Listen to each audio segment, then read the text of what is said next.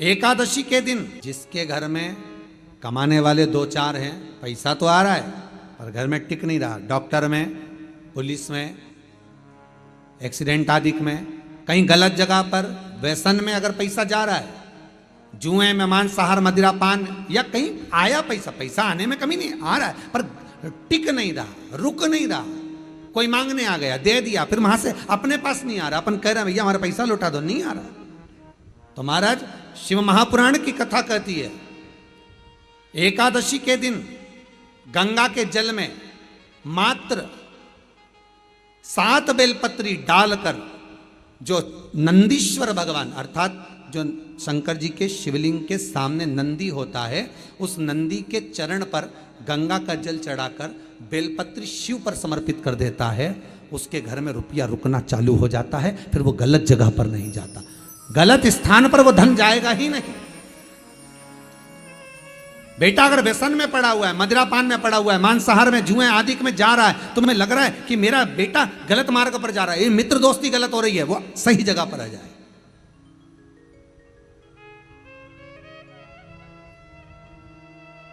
करना है एकादशी। कई लोग इसको धन के लिए भी करते हैं, संपदा के लिए, संपदा के लिए अर्थात जिसका व्यापार नहीं चलता, जिसके घर में पैसा नहीं आता, या नौकरी नहीं लग रही, या सर्विस नहीं लग रही, आप अप्लाई कर रहे हो, जगह जगह जाकर इंटरव्यू भी दे रहे हो और पैसा नहीं आता, तो उसके लिए भी प्रयास किया जाता है। पर उसके लिए यहाँ पर जो धन के लिए करते हैं, उसके लिए विष्णुपदी के लिए करते हैं। मतलब जैसे गंगा के जल में तुलसी के 11 पत्ते डाले जाते हैं।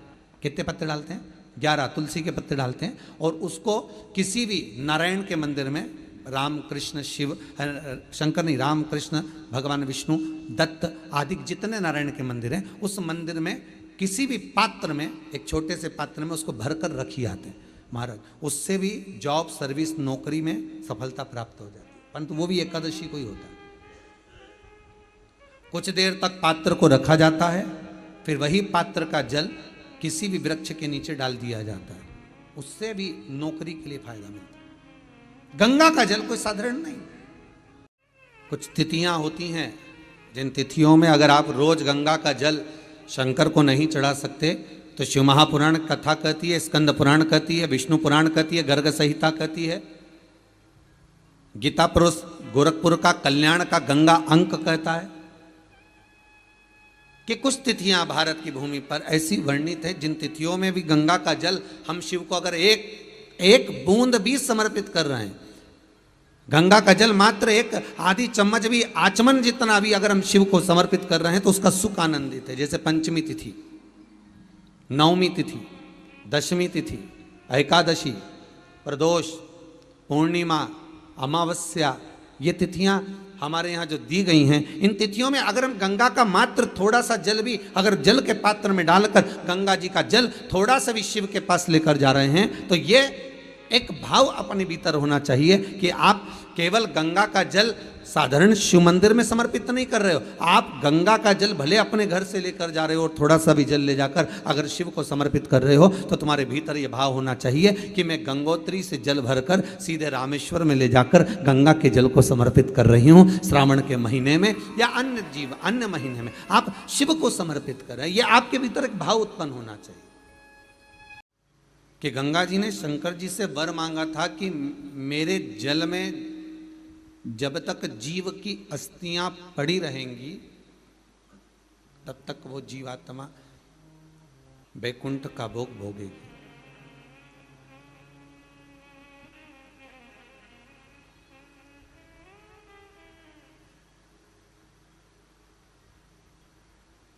पर गंगा जी ने एक बात और कही है, शिव महापुराण में आपने श्रवण करा ना करा, पर एक बात और गंगा जी कह रही हैं कि मैं तार दूंगी, मैं पापी से पापी जीव का उद्धार कर दूंगी, मना नहीं है। वैसे भी तो भारत की भूमि तो पावन पावन नदियां सारी की सारी जितनी भी हैं, ये भारत की भूमि पर है।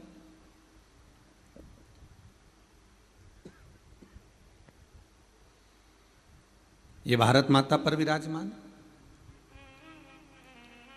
सारे के सारे पावन तीर्थ इस भारत की भूमि पर विराजमान है।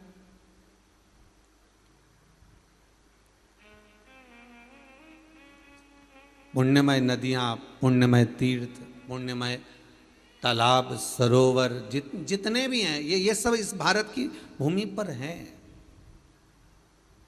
एक बात पहले कथा में कही थी, आपको शायद याद होगा, जितने लोग आस्था पर कथा सुन रहे हैं आप लोगों के ध्यान में होगा कि पहले कहा था विदेश में अगर कोई मरता है तो उसको डेड बॉडी कहते हैं कि ये मर चुका है, ये डेड बॉडी। पर भारत की भूमि पर अगर किसी ने पाप भी करा है ना, भारत की भूमि पर अगर किसी ने गलत काम भी करा, कोई चोर भी है, कोई वेश्यागामी भी है, कोई कामी भी है, कोई लोभी भी है, कोई तृष्णावान भी है, कोई अहंकारी भी है, कोई वासनावान भी है, भारत की भूमि पर अगर किसी ने कोई हत्या आदि करी भी दी है ना, कोई अगर जीव बेकार कर्म कर भी दिया है ना, तो भी भारत की भूमि पर अगर उसने प्राणों को त्यागा है तो उसके नाम के आगे लिखा जाता है स्वर्गवासी। बाकी के देश में लिखाता है क्या स्वर्गवासी? नहीं, बाकी के देश में कहीं पर लिखा नहीं होगा कि यह स्वर्गवासी है। पर भारत की भूमि पर कोई पाप भी कर दिया है, कोई बेकार कर्म भी कर दिया है, कोई गलत काम भी कर दिया है, तो भी लिखा होता है स्वर्गवासी। भले बेकार कर्म कर दिया, भले पाप कर्म कर दिया, भले कुछ गलत कर दिया, पर नाम तो स्वर्गवासी आ गया, बैकुंठवासी आ गया। क्यों? क्योंकि भारत की भूमि एक ऐसी भूमि है, इस भारत की धरा एक ऐसी धरा है जहाँ पवित्र पवित्र नदियाँ विराजमान हैं, जहाँ पवित्र पवित्र तीर्थ विराजमान हैं, जहाँ पवित्र पवित्र आनंद सुख विराजमान है। यहाँ नित्य प्रति भगवत नाम का स्मरण होता रहता है, जहाँ का एक एक कंकर शंकर है। ऐसी पावन पवित्र भूमि भारत माता की है, जहाँ पर जीव कैसा भी हो अगर प्राणों को त्यागता है तो उसके आगे डेड बॉडी नहीं लिखी होती, उसके आगे स्वर्गवासी लिखा होता है कि ये स्वर्गवासी है। मतलब भले इसने पाप करा तो भी ये स्वर्ग का निवास करने वाला है, ये स्वर्ग की ओर निवास कर रहा है, ये स्वर्ग में बसा हुआ है।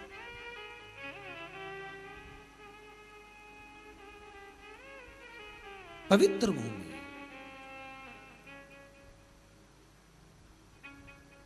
और उस पवित्र भूमि में ना जाने कितने साधक, कितने साधु, कितने तपस्वी, कितने संत, कितने महात्मा, कितने जोगी, कितने सन्यासी, कितने ब्राह्मण जन, कितने विद्वत जन इस भारत की भूमि पर भ्रमण करते रहते हैं, तप साधना करते रहते हैं, उपासना करते रहते हैं, मंत्र जाप स्मरण करते रहते हैं।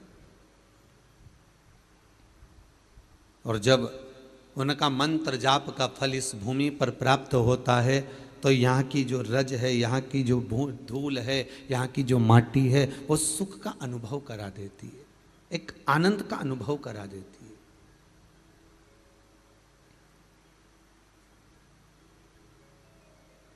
श्री भागीरथ बाबा गंगा जी को लेकर आए।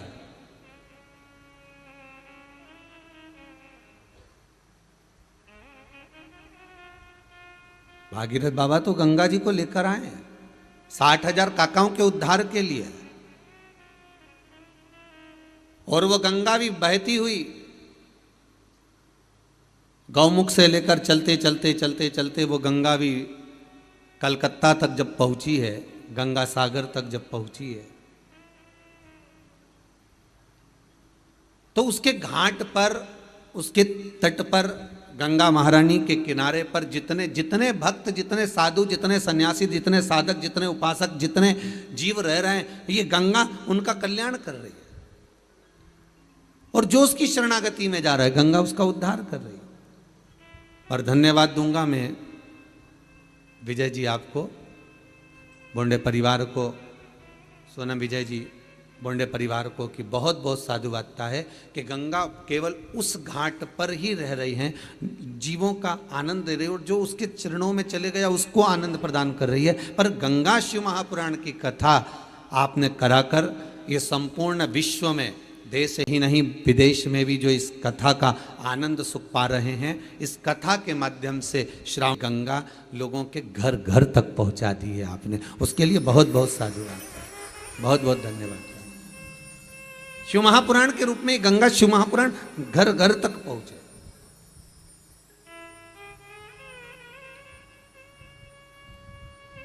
घर घर तक।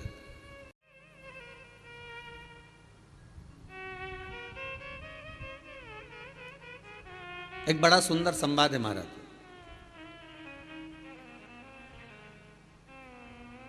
वही कथा फिर आ गई है जिसका हम वर्णन कर रहे हैं कि भोंडे परिवार इस गंगा जी को लेकर घर घर तक पहुंचा रहे। कथा वहां पहुंच रही है, ध्यान दीजिएगा थोड़ा। वहां गौमुख से निकली, गंगोत्री से निकली, चलते चलते चलते चलते वो गंगा सागर तक पहुंची है। हरिद्वार, ऋषिकेश, प्रयागराज सब जगह से निकलती हुई चली गई है। पर केवल वहीं तक नहीं, जन जन तक।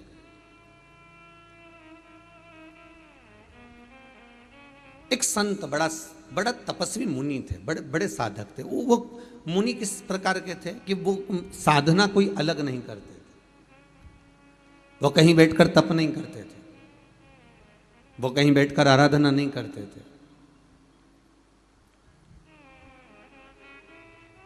तो फिर गुरुदेव आप कह रहे हो कि मुनि है, तपस्वी है, साधक है, उपासक है, और आप एक तरफ से कह रहे हो कि ना तो वो तप कर रहा है, ना वो साधना कर रहा है, ना बैठकर कोई यज्ञ कर रहा है, ना कोई बैठकर अनुष्ठान कर रहा है।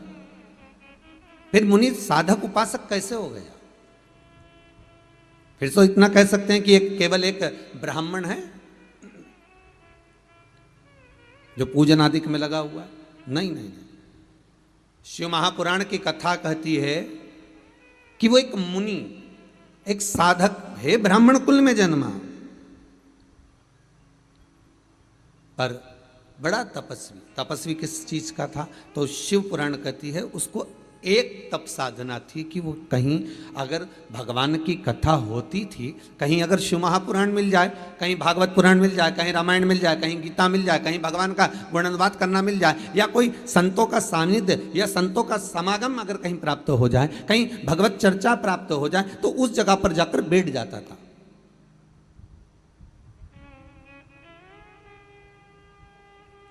एक भगवान की कथा में जाकर बैठना भी एक तपस्वी का भाव है, एक साधक का भाव है, एक साधना है, एक आराधना है, एक तप है, एक भगवान को प्राप्त करने का, भगवान को अपने भीतर उतारने का एक स्थान है।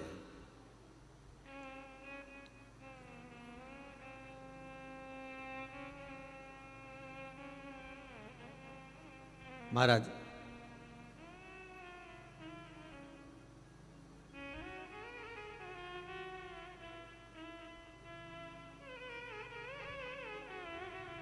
काशी में ढूंढा तुझे, उज्जैनी में पाया है, शिव पुराण के पन्नों में भोले बात का ठिकाना है। ढूंढो उसको। तो कोई कहे, कोई बोल रहा हो, कोई साधक कह रहा हो आपसे कि हम तप नहीं करते, हम साधना नहीं करते, हम उपासना नहीं करते, हम भगवान की भक्ति में केवल अगर हमारे को कुछ आता है तो हम शिव महापुराण की कथा श्रवण कर लेते, हम भागवत पुराण, हम रामायण, हम गीता, हम भगवान का गुणानुवाद कर लेते, बस केवल कथा में हमारी चित्त वृत्ति रमी हुई है। और आपका दिल, आपका हृदय, आपकी चित्त, आपकी वृत्ति, आपका मन अगर कथा में लगा हुआ है ना, तो समझ लेना आप मुनि हो, आप तपस्वी हो, आप साधक हो, आप उपासक हो। ये कई लोगों ने प्रश्न लिखकर भेजे हैं, बहुत सारे प्रश्न हैं और बहुत सारे संवाद भी हैं महाराज। इसमें कई लोगों ने लिखा है कि हम पहले कथा नहीं सुनते थे, किसी ने लिखा है कि हम पहले शिव मंदिर नहीं जाते थे, फिर किसी ने लिखा है कि हम भगवान का भजन करना नहीं जानते थे, हम शंकर पर जल कैसे चढ़ाएं हम वो नहीं जानते थे। पर हमको सीख मिल गई, हमको कुछ सीखने को प्राप्त हो गया, हमको कुछ मिला है।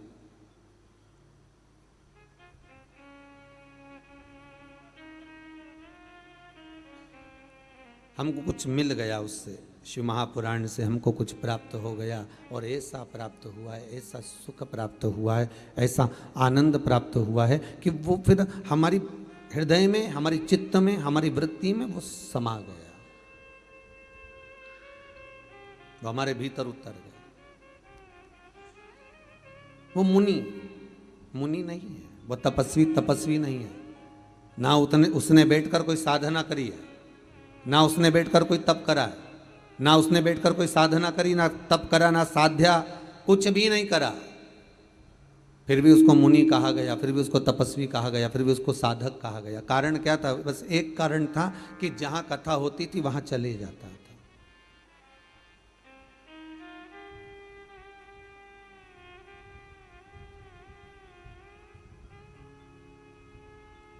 जहां पर मिल गई शिवपुराण, जहां पर मिल गया भगवान का भजन, बस वहां बैठ जाता था। और एक नहीं, आप सब भी जितने आस्था चैनल के माध्यम से कथा श्रवण कर रहे हो ना, जितना फेसबुक यूट्यूब पर आप लोग कथा को सुन रहे हो, आपको साधुवाद दूंगा, आप भी किसी तपस्वी से कम नहीं हो, आप भी किसी साधक से कम नहीं हो, आप भी किसी उपासक से कम नहीं हो।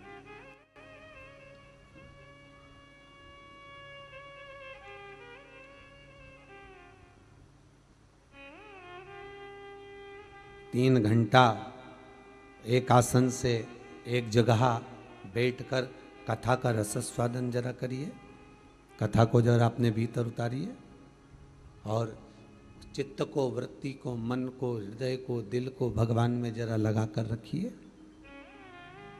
थोड़ा रमा कर रखिए, तो आप तपस्वी ही कहलाओगे, आप साधक ही कहलाओगे, आप उपासक ही कहलाओगे।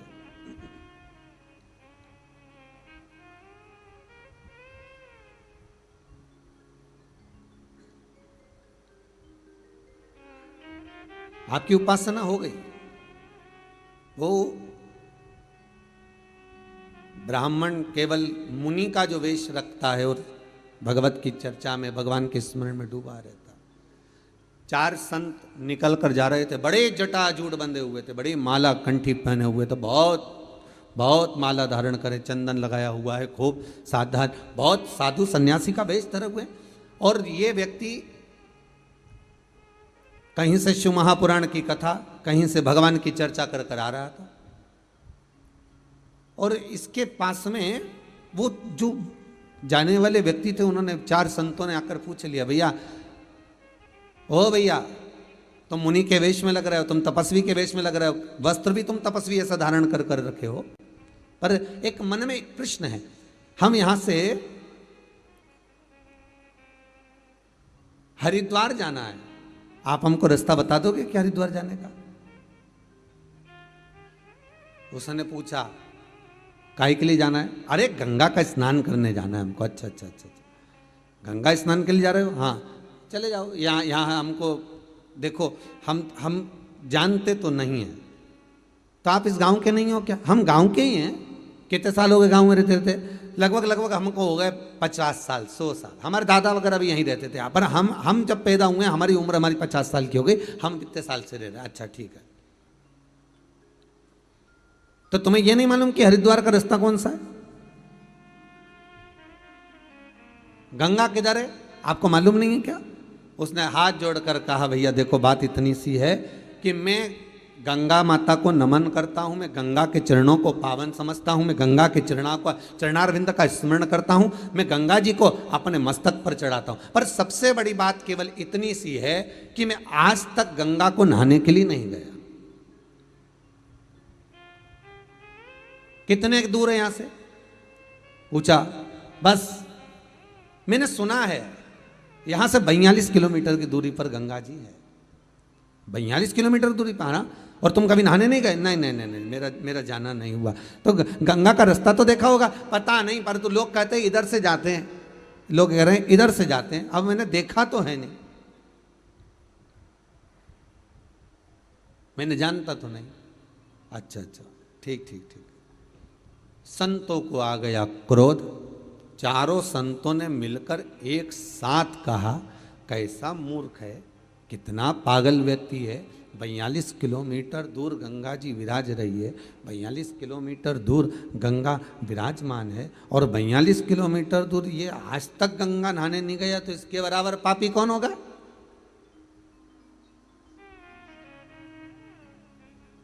आज तक जो गंगा के घाट पर नहीं पहुंचा, आज तक जो गंगा जी के नजदीक तक नहीं पहुंचा, तो इसके बराबर पापी और कौन होगा? चारों ने कह दिया, तेरे जैसे पापी का हमने कहाँ मुख देख लिया, कहाँ हमने मुंह देखा, तेरे जैसे पापी का कहाँ हमने मुख देख लिया, कहाँ मुख देखा? चारों हर गंगे हर गंगे हर गंगे कहते कहते गंगा जी के घाट पर हरिद्वार के उधर जाने लगे गंगा को ढूंढने के लिए, गंगा को पाने के लिए जा रहे। चारों जब चले हरिद्वार पहुंच गए, किसी से पूछा यहां हरिद्वार है? हाँ ये हरिद्वार है, पर यहां गंगा जी तो दिख नहीं रही है, गंगा तो नहीं दिख रही है, गंगा कहाँ है? भैया हरिद्वार तो यही और गंगा भी यहीं थी, पर पता नहीं कहाँ चली गई। उन्होंने कहा चलो और आगे गंगा जी को देखते, ऋषिकेश पहुंच गए, यहां भी गंगा नहीं है। ढूंढते ढूंढते और आगे बढ़े, और आगे, और ढूंढते ढूंढते ढूंढते ढूंढते गंगोत्री तक पहुंच गए, पर गंगा नहीं मिली।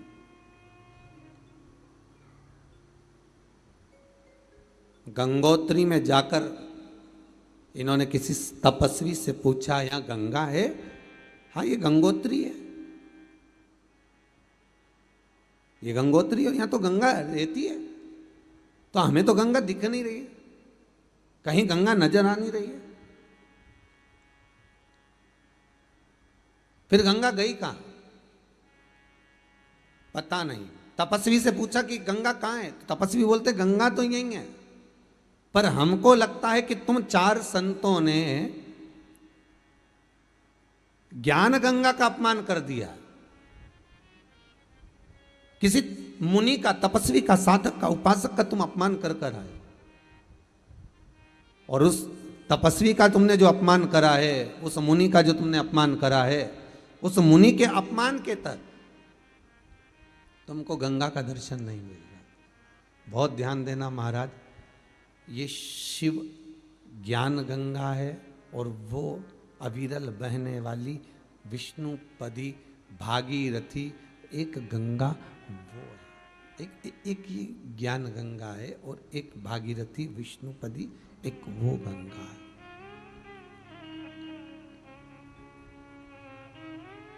दोनों में अंतर है। कभी आपके भीतर ये गम नहीं होना चाहिए, कभी आपके भीतर ये भाव नहीं उत्पन्न होना चाहिए कि मैं गंगा नहीं गया। अगर जो शिव महापुराण की कथा में रमे हुए हैं ना, जो शंकर की कथा को रोज प्रतिदिन श्रवण कर रहे हैं, भगवान की भक्ति को जो धारण कर रहे हैं, भगवान की कथा को जो नित्य श्रवण कर रहे हैं, उनके भीतर ये भाव जागृत होना चाहिए कि गंगा मेरे से दूर नहीं, गंगा मेरे करीब में है।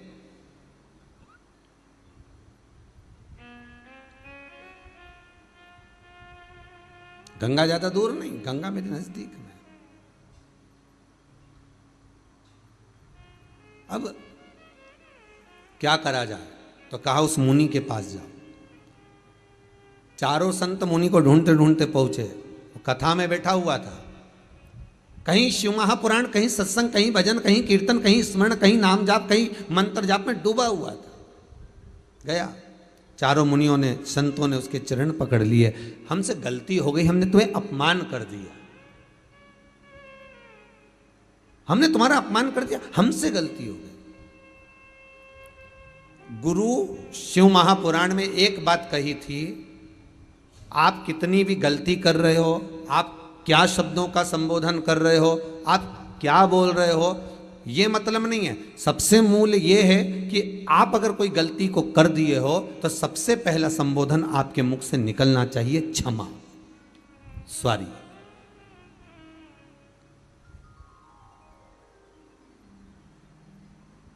एक बात आपको कही थी गुरु महिमा में कि घर से जब निकला करो ना, तो भगवान देव अधिदेव महादेव का नाम लेकर श्री शिवाय नमस्तुभ्यम। घर से जब निकलो, कोई कार्य के लिए जा रहे हो तो आप श्री शिवाय नमस्तुभ्यम का स्मरण कर कर जाइए। आप किसी काम के लिए आगे बढ़ रहे हो, श्री शिवाय नमस्तुभ्यम का स्मरण कर कर जाइए। जिस समय आपके मुख से श्री शिवाय नमस्तुभ्यम का स्मरण हो जाए, या शिवलिंग का स्पर्श हो जाए, या शंकर का अनुमोदन कर कर ओम नमः शिवाय बोलकर, या राम बोलकर, कृष्ण बोलकर, शिव बोलकर, आपके भीतर जो रमा हुआ है, आप राम को मानते हैं, आप राम को माने, हम मना नहीं करेंगे। आप कृष्ण को माने तो कृष्ण को माने, हम मना नहीं करेंगे। आपका दिल जिससे लगे, आपका चित्त वृत्ति जिससे लगे। अरे मन कर रहा है तुम्हारा चाउमीन खाने का, और कोई तुमको पानी पतासा खिला दे तो नहीं, हम तो आपको पानी पतासा ही खिलाएंगे चाहे कुछ भी हो जाए। हम चाउमीन वाउमीन नहीं खिलाएंगे, बस बात खत्म तो खत्म। आपका मन हो तो खाइए। तो आपके मन में क्या होगा बताओ? बड़ी मुश्किल से तो होटल लेके गए हैं, मैं 3 दिन से प्राण खा रही है ना कि चलो चलो होटल, चलो चलो भोजन करेंगे, चलो चलो,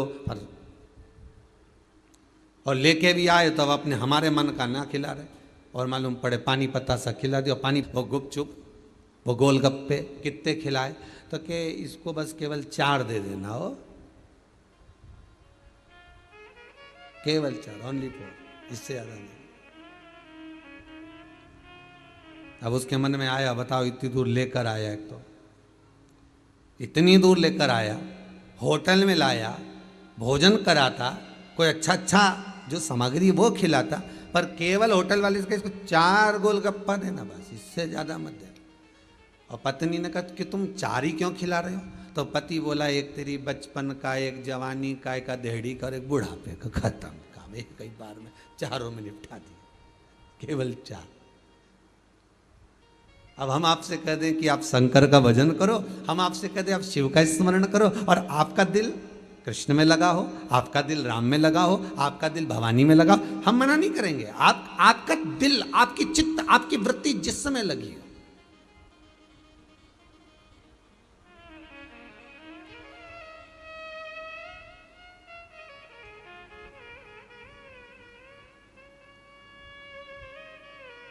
आपका मन जहां रम जाए। हम कई बार कहते हैं दुनिया के लोग निर्जीव चीज से प्रेम करते हैं और जीवित चीज से प्रेम नहीं कर पाते। निर्जीव चीज से कितना प्रेम करते हैं ये दुनिया के लोगों को मालूम है। जितने लोग आस्था पर कथा सुन रहे हो, जितने कथा को श्रवण कर रहे हो, जितने मोबाइल पर सुन रहे हो, फेसबुक यूट्यूब पर सुन रहे हो, आप भी निर्जीव चीज से ज्यादा प्रेम करोगे, जीवित चीज से नहीं।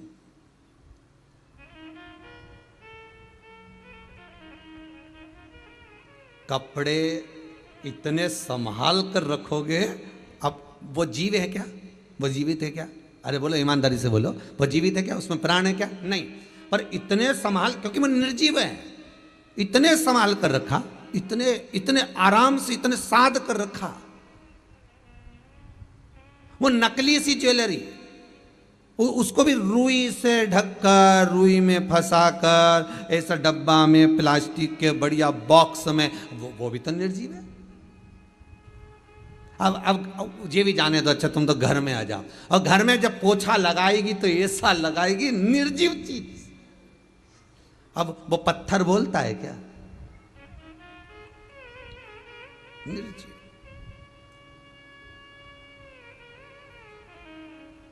निर्जीव चीज को तो तुमने संभाला, और जो जीवित था उसको संभाल सके क्या? बहू अपने कमरे का पोछा इतने शान से लगवाती है, अच्छे से निकालना, अच्छे से लगाना, उधर से निकाल कचरा, सब पलंग के नीचे से निकाल, इधर पीछे से निकाल, हाँ इधर कंप्यूटर थोड़ा साइड कर दे, वहां से पोछा लगाती हुआ अच्छे से लगाती आना, ओ मेरा कमरा है बिल्कुल साफ दिखना चाहिए, क्लीन दिखना चाहिए। इतनी निर्जीव चीज को संभाल कर रख रही है, और सास से 2 शब्द बोल दिए जो जीवित थी। अब ईमानदारी से बोलो, शिव महापुराण की कथा कहती है निर्जीव चीज तुम्हारे मरने के बाद दूसरे की हो जाएगी, और जीवित जिसका तुम अपमान कर रहे हो, जिससे तुम मीठे बोल नहीं बोल सक रहे, जिससे तुम प्रेम के शब्द नहीं बोल सक रहे, अगर इससे प्रेम के संबोधन कर लेती, इससे मीठा बोल लेती, इससे तुम अच्छे स्नेह से बात कर लेते, और ये जीवित चीज आज नहीं तो कल, कल नहीं तो परसों, परसों नहीं तो तुम्हारे प्राण छूटने के बाद तुम्हारे ही संस्कार तुम्हारे बच्चों में आएंगे। अगर तुम प्रेम से रिझाते होते तो बच्चे भी वैसे ही उत्पन्न होते चले जाते, क्योंकि जीवित से प्रेम नहीं करा, तुमने निर्जीव से प्रेम करा।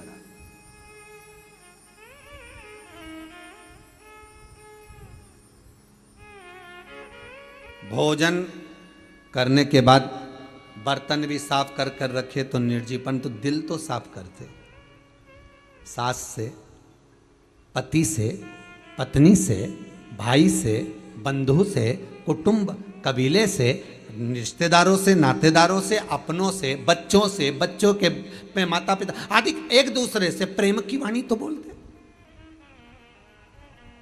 हम निर्जीव को संवार रहे हैं, हमने जीव को नहीं संवारा। हम निर्जीव को संवारने का प्रयास करते रहे, पर हम जीव को नहीं संवार पाए। कई लोग हमसे कहते हैं, गुरुजी जरा हमारे साथ चलकर हमारा घर तो देखिए कितना जोरदार है। हमने कहा बहुत बढ़िया सर। अब ईमानदारी से बोलो, घर जोरदार होने से क्या हो, वो में रहने वाला मनक जोरदार होना चाहिए ना। उसमें जो निवास कर रहा है, उसमें जो रह रहे हैं, उसमें जो परिवार के सास हो, ससुर हो, बहू हो, बेटा हो, कुटुंब हो, कबीला हो, माता हो, पिता हो, बच्चे हों, बच्चियां हों, इनको देखा जाए। पहले के रिश्तों में और आज के रिश्तों में बस यही अंतर है महाराज जी, यही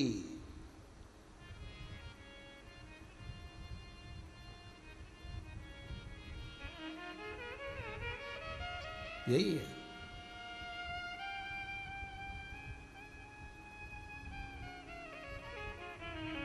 पहले के अगर रिश्ता कैसा होता है, संबंध कैसा होना चाहिए, रिश्ता कैसा होना चाहिए, सीखना है तो ताले और चाबी से सीखो। संबंध अगर देखना है तो ताला चाबी, तुम रोज घर में ताला लगाते हो, रोज चाबी लेकर कमरे में जाते हो, रोज पर्स में डालकर चाबी लेकर जाते हो, रोज जेब में डालकर चाबी लेकर जाते हो, कहीं ना कहीं तो लगाते होगे, दुकान में लगाते हो, साइकिल में लगाते होगे, गाड़ी में लगाते होगे, ताला तो लगाते होगे। तो अगर संबंध सीखना है, रिश्तेदारी सीखना है, संबंध कैसा होना चाहिए, अगर ये सीखना है तो एक बार ताला और चाबी से सीखिए। संबंध किसको कहते हैं, ये ताला चाबी बताएगा। टूट जाता है ताला, पर दूसरी चाबी से खुल नहीं पाता।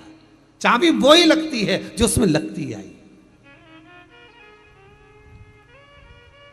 और अगर चाबी लगाना, चाबी घूम गई, दूसरी लगाना तो उसको बनवाना पड़ेगा, वैसी की वैसी। तुम दूसरी लगाते जाओ, खोलेगा नहीं। संबंध ऐसा होना चाहिए कि किसी के कहने पर, भड़काने पर, शब्दों के संबोधन पर, आड़ा टेढ़ा बोलने पर, गलत सीख देने पर, वो कितनी चाबी लगाए पर ताला नहीं खुलना चाहिए। चाबी वही लगे जो श्रेष्ठ हो, चाबी वही लगे। कोई कितना ही अपशब्द बोले, कितना ही ताना दे, कितनी गालियां दे, कितना ही आड़तेड़ा बोले, हमें नहीं समझ।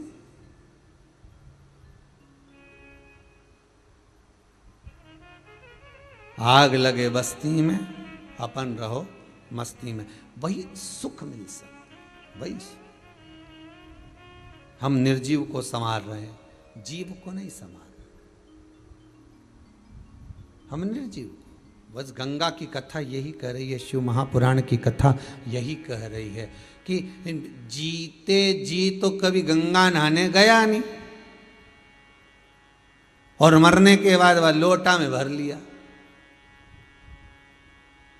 तो पूछा, ये लोटे में भर के कहाँ जा रहे हो? तो कि गंगा जी ले जा रहे।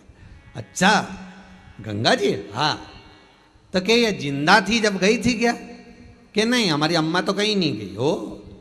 ठीक है, ये मरा, जो मर गया, ये कभी गंगा जी गया था क्या? नहीं, ये दादाजी भी नहीं गए, कभी पिताजी भी नहीं गए। तो फिर तो क्या उनकी अंतिम इच्छा थी?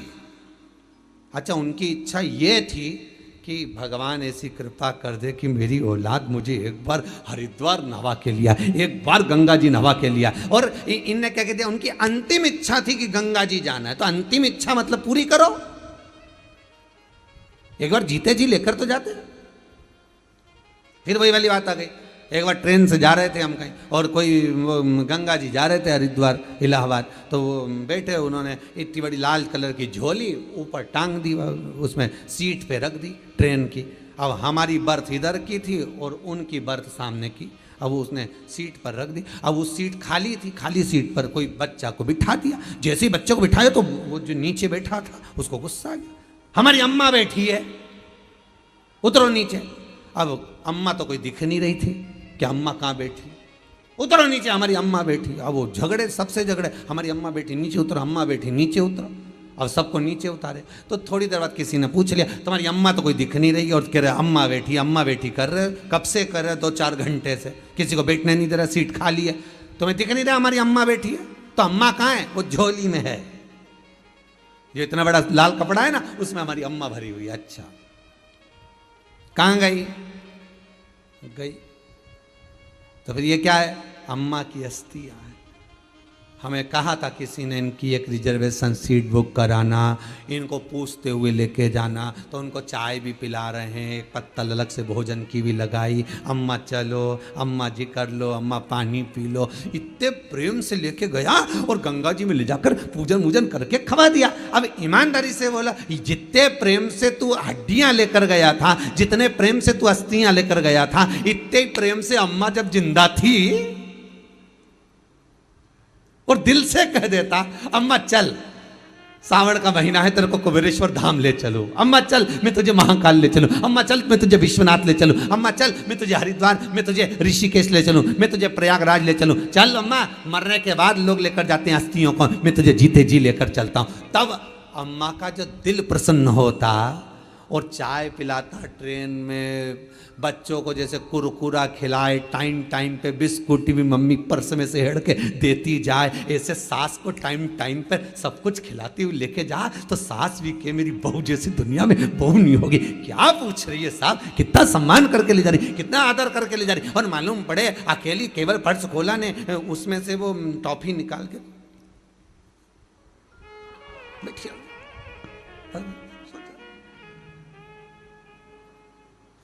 सास ने पूछा, क्यों रही, मुंह में क्या है, ऐसे कुतर कुतर कर रही है? कुछ नहीं, ठंड लग रही, एसी तेज चल रहा है ट्रेन का, इसलिए ठंड लग रही, दांत कटकटा रहे, सुख बोला। जीते जी दंगम दंगा, मरे पीछे पहुंचा दी गंगा। शिव महापुराण कहती है ऐसे गंगा जाने से कोई लाभ नहीं है। गंगा कहती है एक बार जीते जी मुझ में डुबकी तो लगा कर जाओ, फिर मरने के बाद अस्थियां लेकर मत आना। गंगा कहती है मैं खुद तुम्हारे दरवाजे पर पहुंच जाऊंगी, तुम्हें आने की जरूरत नहीं पड़ेगी, मैं खुद पहुंचूंगी। गंगा नहाना का मतलब क्या है? गंगा का स्नान का मतलब क्या है? बोलो जरा। जितने लोग आस्था पर कथा सुन रहे हैं,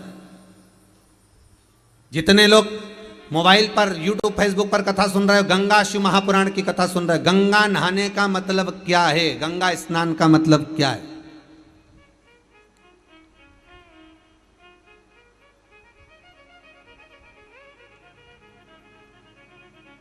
नहाने का और स्नान में अंतर क्या है? पहले भी एक बार कहा, नहाने और स्नान में अंतर क्या? आप लोगों में से कितने लोग हैं जो स्नान कर कर आए? जितने लोग टीवी पर कथा सुन रहे हो, आप लोगों ने आज स्नान करा कि नहीं करा? और जितने लोग जहाँ जहाँ मोबाइल पर कथा सुन रहे हो, दिल से बोलना, आप लोगों में से किसी ने स्नान करा कि नहीं करा? तो आप लोग मुंडी हिला कर कहोगे हमने तो स्नान करा साहब है। पर स्नान और नहाने में अंतर है रे बाबू, स्नान और नहाने में अंतर है। नहाना किसको कहा गया? वॉशरूम में गए, शैम्पू लगाया, साबुन लगाया, डब्बा भर पानी डाल लिया, इसको कहते हैं नहाना। ये तो आप लोगों ने करा होगा, इसको स्नान नहीं कह सकते। शिव महापुराण में इसको स्नान नहीं कहा गया, इसको स्नान का संबोधन नहीं कहा गया, इसको तो कहते हैं नहाना। बाथरूम में गए, स्नान इसको नहीं कहेंगे कि आपने डब्बा भर के पानी डाल लिया, आपने वो साबुन लगा लिया, आपने थोड़ा सा सर्फ लगाया, आपने जो शैम्पू लगाया, इसको इसको इसको स्नान नहीं कर सकते, इसको नहाना कहते हैं। ब्राह्मण जब पूजन कराने बैठता है, ब्राह्मण जब कर्मकांड करने बैठता है, ब्राह्मण जब जजमान को सामने बिठाता है तो कहता है स्नान कर कर आइए। ब्राह्मण ने ये नहीं बोला कि नहा कर आइए, ब्राह्मण संबोधन कहेगा कि स्नान कर कर आइए, नहा कर नहीं, स्नान कर कर। नहाना सरल है, स्नान करना कठिन है। स्नान किसको कहा गया? शिव महापुराण की कथा कहती है स्नान किसको कहते हैं? 3.5 करोड़ रोम छिद्र ये मनुष्य के शरीर पर हैं। ये जितने रोम हैं मनुष्य के शरीर पर, ये 3.5 करोड़ हैं। शिव महापुराण की कथा कहती है एक दिन में जिसके मुख से 3.5 करोड़ बार भगवान का नाम निकल जाता है, समझ लेना उसका स्नान हो जाता है। उसका स्नान हो गया। अब आप में से कितने लोग हैं जो स्नान करके आए? ईमानदारी से बोलो। 3.5 करोड़ बार जिसने भगवान का नाम लिया, 3.5 करोड़ बार जो भगवान का नाम का उच्चारण करे हो, 3.5 करोड़ बार जिसके मुख से भगवान का नाम निकल गया हो, तो उसका स्नान हो गया। तो फिर क्यों कहा गया स्नान और नहाने में अंतर? तो क्यों कहते हैं संत, क्यों कहते हैं साधु, क्यों कहते हैं तपस्वी, साधक, उपासक, कथाकार? बार बार आपसे क्यों कहते हैं कि जहां कथा हो रही हो, चाहे टीवी पर चल रही हो, चाहे मोबाइल पर चल रही हो, चाहे कुबेरेश्वर धाम में चल रही हो, कथा जहां हो रही हो, कथा जहां सुनने को मिल रही हो, वहां थोड़ी देर बैठकर कथा का रसस्वादन करिए, वहां बैठकर कथा सुनिए। क्यों कहा जाता है? उसका कहने का कारण केवल इतना सा है कि जब आप कथा सुनने के लिए बैठते हो, 3.5 करोड़ रोम छिद्र इस मनुष्य के शरीर में है, रोमावली इस मनुष्य के शरीर में है। जब व्यक्ति कथा सुनने के लिए बैठता है और ब्राह्मण जन, साधु जन, तपस्वी जन, साधक, उपासक जब कथा कहते हैं, उनके मुख से जो शब्द बहते हैं, उनके मुख से जो शब्द निकलते हैं, कथा का रसास्वादन जो निकलता है, ये 3.5 करोड़ रोम छिद्रों में समाता है और व्यक्ति का स्नान अपने आप हो जाता है। उसको जपने की भी जरूरत नहीं पड़ती, मात्र उसने सुना, उसमें उसका कल्याण हो। नहाना और स्नान अंतर है। कर्मकांडी ब्राह्मण, कभी विद्वान ब्राह्मण, कभी साधु जन, आचार्य जन, शास्त्री जन, कभी विद्वत जन, जितने ब्राह्मण इस भारत की भूमि पर आपको मिलेंगे, जब बाहर मिलेंगे, जो भी कहेंगे तो एक ही बात कहेंगे, जाकर स्नान करिए आइए, पूजन पे बैठ जाइए, जाओ स्नान कर आओ, अभिषेक पे बैठिए। नहाने का नहीं बोलेंगे, स्नान का बोलेंगे। स्नान का मतलब है कि जाओ थोड़ी देर भगवान का भजन गाओ, भक्ति को अपने भीतर उतारो। जब भक्ति भीतर उतर जाएगी तो पूजन करने जब बैठोगे तो आप रूप सुख का अनुभव, सुख का आनंद प्राप्त हो जाएगा अपने आप।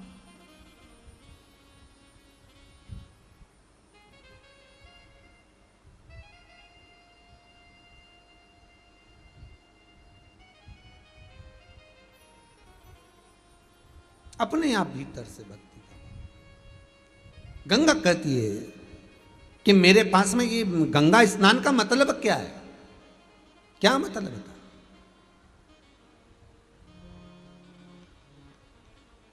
अरे विचार करो जरा, सुदामा जी भगवान कृष्ण के यहां जा रहे हैं, श्रीमद् भागवत 10वें स्कंद। सुदामा जी भगवान कृष्ण के यहाँ जा रहे हैं और सुशीला उनसे कह रही है, रोज कहती है सुशीला कि तुम द्वारका जाओ, तुम द्वारका जाओ, जाओ द्वारकाधीश के दरवाजे पर, जाओ द्वारकानाथ के दरवाजे पर। भारत की भूमि की पहली स्त्री थी, पहली नारी थी जो अपने पति से रोज कहती थी कि द्वारका जाओ, द्वारका जाओ, द्वारकाधीश के दरवाजे जाओ। नहीं तो आज के ज़माने की सारी नारियां सुबह से उठकर एक ही बात कहती, दूध की थैली लिया, जाओ जरा गिलकी लिया, आलू लिया, टमाटर लिया, जाओ जरा हरा धना लिया, हरी मिर्ची लिया। पर कोई नारी नहीं कहती कि जाओ द्वारका जाओ, जाओ बद्रीनाथ जाओ, जाओ दर्शन करने जाओ, जाओ शंकर की कथा में जाओ, जाओ भगवान का स्मरण करो। पर पहली नारी थी सुशीला जो अपने पति सुदामा से रोज कहती, उठते से कहती थी, जाओ द्वारका जाओ, जाओ द्वारका जाओ, जाओ द्वारका जाओ। सुबह से लेकर शाम तक 50 बार कहती थी द्वारका जाओ, द्वारका जाओ। मार्ग बताती है कि द्वारका जाओ। और जब सुदामा जाने लगे द्वारका, आज मन में आ गया कि मैं द्वारका जा रहा हूं, तो सुशीला कहती, रुक जाओ, कुछ लेकर जाओ, कुछ लेकर जाइए, मैं लेकर आती हूं। और सुशीला जो चावल पड़ोसन से मांग कर लाई थी, सुशीला ने अपना पल्लू फाड़कर उस चावल को अपने पल्लू में बांधकर उसको लपेट कर अपने पति को दिया और पति बाजू में दबाकर फिर लेकर गया। तो सुदामा जी ने चावल कृष्ण को क्यों दिए? किससे?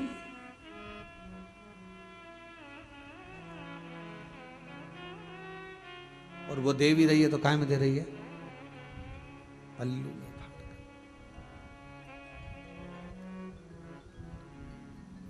और भगवान के नैनों में जल भरा हुआ था। जब मेरे लाडले ठाकुर कृष्ण ने तंदुल को निकाल कर जब फाका था, वस्त्र वो वस्त्र नीचे रख दिया था, जिसको जामवंती ने उठा लिया था। जामवंती उस वस्त्र को लेकर जब बैठी हुई थी, रात्रि के समय पर भगवान कृष्ण सुदामा के चरण जब दबाकर जामवंती के कक्ष में पहुंचे थे, तो जामवंती उस वस्त्र को लेकर बैठी थी, जिस वस्त्र में सुदामा जी चावल लेकर आए थे, क्योंकि चावल तो खा लिए गए थे।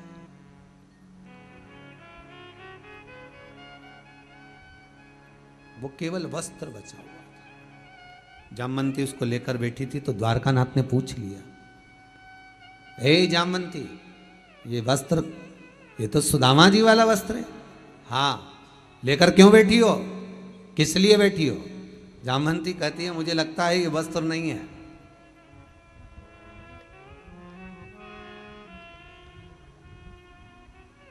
एक पहले लोग इतना बड़ा कोरसा, इतना बड़ा कार्ड छपवाते थे, आपने देखा होगा। उसमें उनका नाम लिखा रहता था, श्रीमान ये, एड्रेस लिखा रहता, ईमेल आईडी लिखी रहती, यूट्यूब लिखा रहता, ये लिखा रहता, उसमें उसका फोटो बना रहता, हमारा काम धंधा ये है, हम ये काम करते हैं, हमारा ये विजिटिंग कार्ड है। अब सुदामा अपना पता किससे देते? सुशीला बड़ी समझदार थी, उसने कपड़ा नहीं भेजा है, सुशीला ने वस्त्र नहीं भेजा, सुशीला ने कपड़ा जो बांध कर भेजा है वो कपड़ा नहीं है, वही विजिटिंग कार्ड है, वही पता बताने वाला कार्ड है। कि सुदामा चावल तो दे दिए हैं, पर पता कौन बताएगा कि जो तुम्हें त्रिलोकी का नाथ अगर कुछ देगा तो सामान कहां भेजेगा, सामान भेजना कहां है। इसलिए वो वस्त्र जामवंती ने उठा लिया था, और वो जामवंती उस वस्त्र को देखकर द्वारकाधीश से कहती है, ये वस्त्र आप रखिए, आपको मालूम पड़ेगा कि जो आप 3 मुष्टिक पाए हो, उस 3 मुष्टिक का भाग भेजना कहाँ है, ये आपको मालूम पड़ेगा। स्थान बताया, एड्रेस बताया। कोई आपसे पूछ ले कि गंगा नहाने का, गंगा स्नान का मतलब क्या है, तो गंगा स्नान का एक ही मतलब है, शिव महापुराण में बहुत सुंदर मतलब बताया है कि गंगा नहाने का मतलब क्या है। हम गंगा नहाने क्यों जा रहे हैं, हम गंगा का स्नान करने के लिए क्यों जा रहे हैं? जीते जी गंगा नहाने का शास्त्र प्रमाण क्यों देता है कि गंगा जाओ तो जीते जी नहाओ, मरने के बाद अस्थियां बाद में भेजते रहना, और कोई जाए चाहे ना जाए पर एक बार तुम जीते जी गंगा का डुबकी लगा कर आओ। क्यों कहते हैं? उसका कारण केवल गंगा नहाने का मतलब, गंगा स्नान का मतलब कोई साधारण नहीं। गंगा स्नान का मतलब है कि जब हम पहली डुबकी गंगा जी में लगाते हैं तो अपने घर का परिचय, अपने घर का एड्रेस गंगा जी को देकर आ जाते हैं कि अब मैं आऊं ना आऊं, परिवार आए ना आए, कोई अस्थि लाए ना लाए, पर गंगा मैया तेरा जीते जी मैंने स्नान कर लिया है, मेरा एड्रेस अब तुझ में आ गया है, तेरे पास आ गया है। अब मेरे जब प्राण छूटे, मुख में कोई गंगा का जल दे ना दे, कोई तुलसी का दल दे ना दे, पर जिस समय मेरे प्राण छूटे उस समय पर ये जो मैंने स्नान करा है इसका फल मुझे तब मिलना चाहिए, उस समय प्राप्त होना चाहिए जब मेरे प्राण छूट रहे हो। ये एड्रेस बता दिया जाता गंगा जी।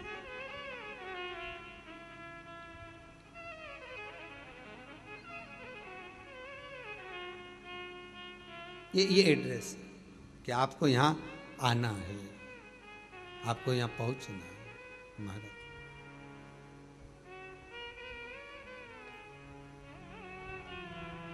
हमें यहाँ काहे की नैया बनी कौन खिवैया, काहे की नैया बनी कौन खिवैया,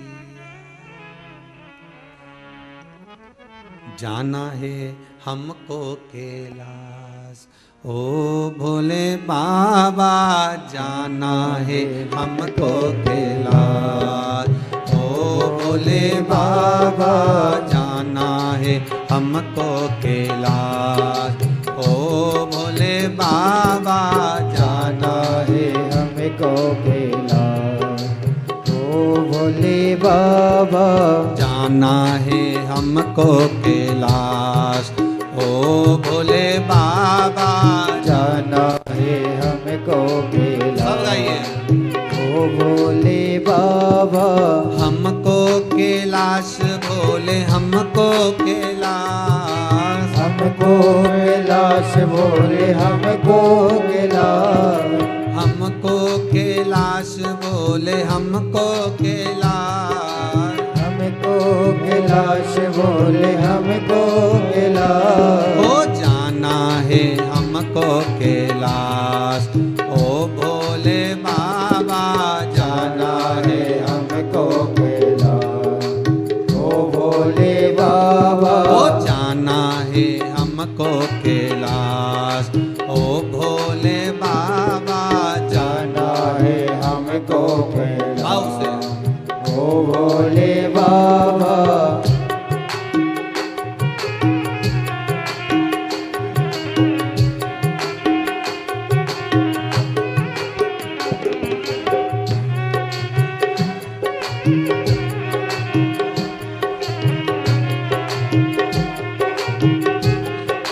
हर भोले।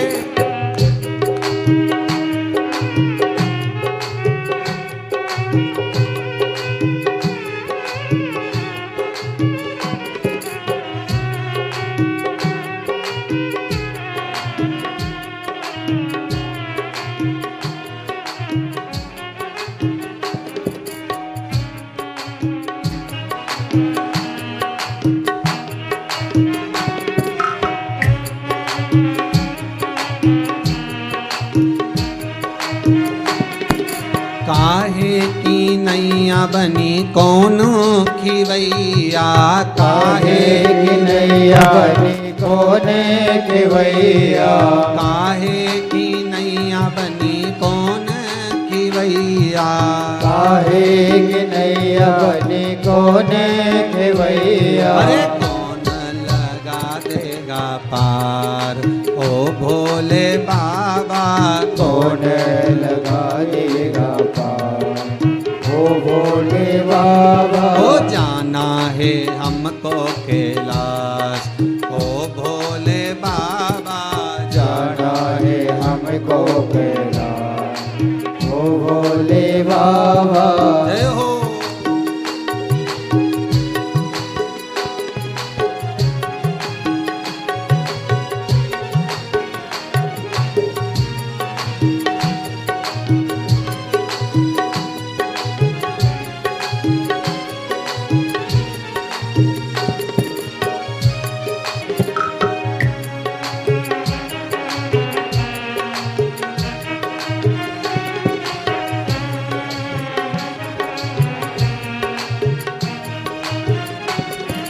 चंदन की नैया बनी राम जी खिवैया।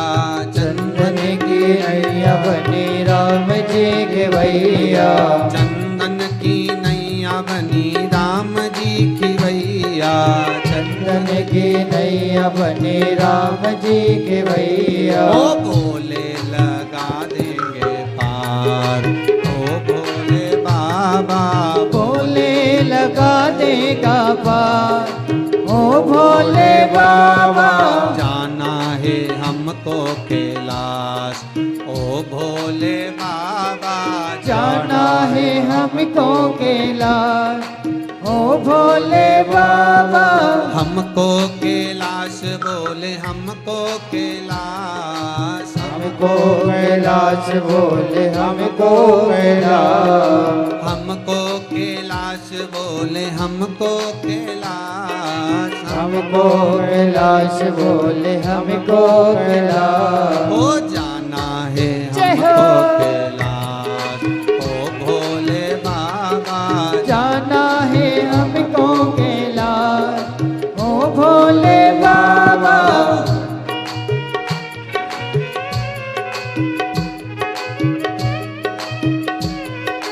हरि बोल।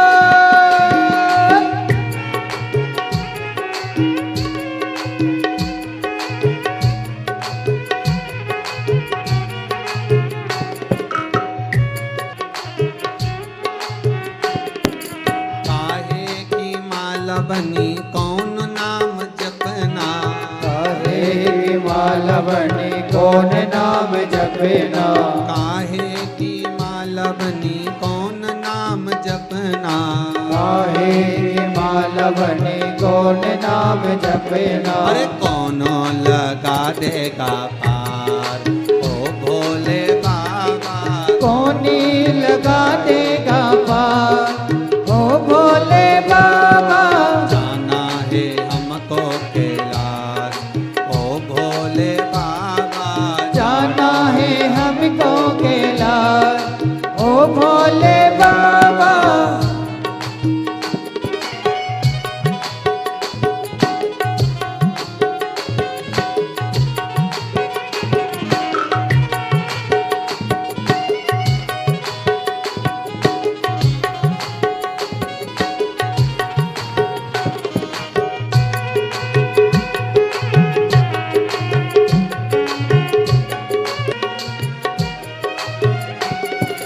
तुलसी की माला बनी राम नाम जपना।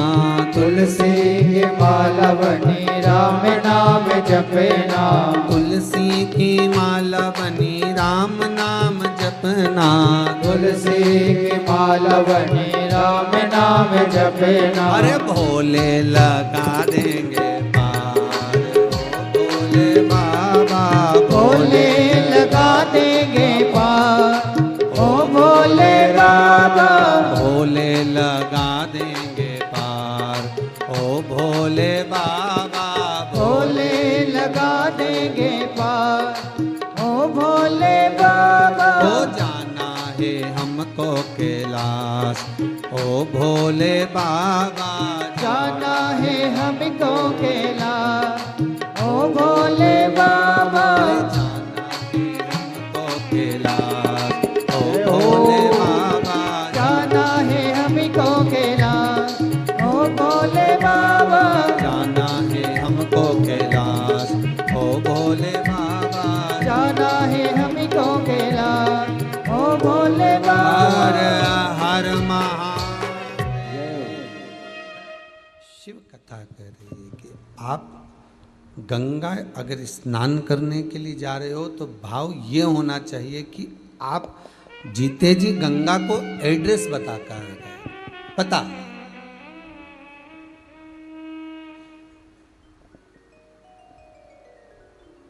आपने एड्रेस बता दिया, आपने पता बता दिया।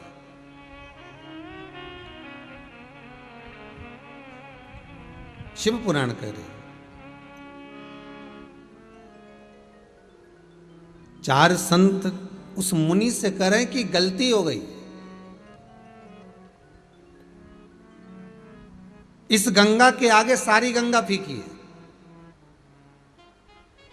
जहां भगवत चर्चा चल रही हो, जहां भगवत भजन चल रहा हो, जहां स्मरण चल रहा हो, जहां शिव महापुराण, भागवत, रामायण, गीता, आप जिस संवाद में डूबे हुए वो उसके आगे सब फीका है।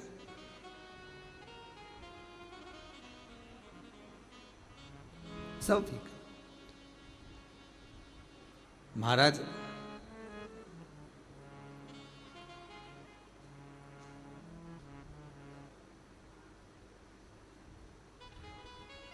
गंगोत्री में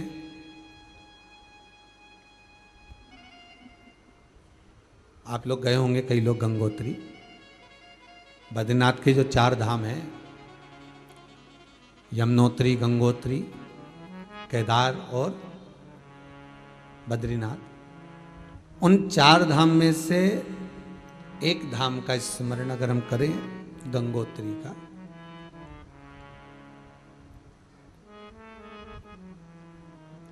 वहां बैठकर भागीरथ जी महाराज ने तप साधना करी। शिव महापुराण कथा कहती है।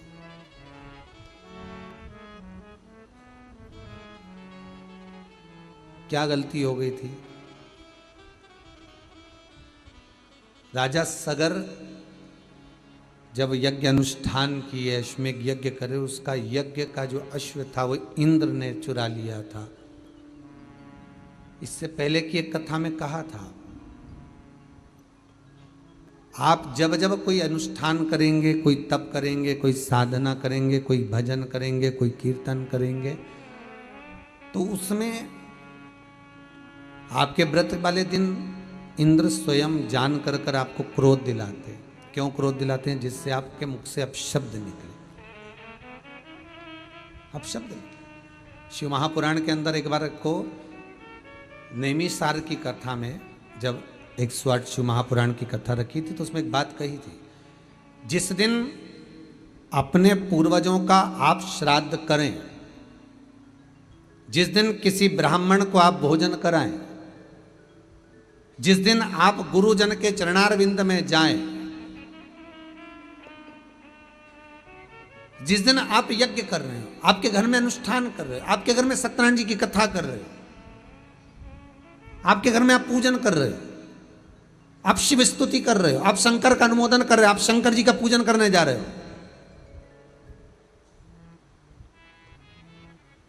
शिव महापुराण की कथा कहती है उस दिन आप ब्राह्मण भोजन कराएं, श्राद्ध करें, पूजन करें, उस दिन आपके मुख से कोई ऐसा शब्द ना निकले जिससे किसी के हृदय को घात पहुंचे, और वो हृदय को घात पहुंचे तो वो आपका करा धरा सब बेकार।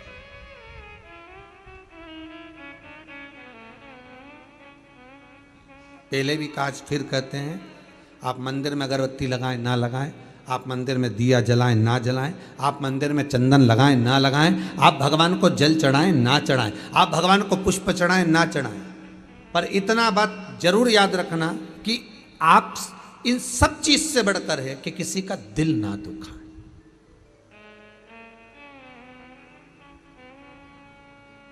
हृदय चित्त निर्मल,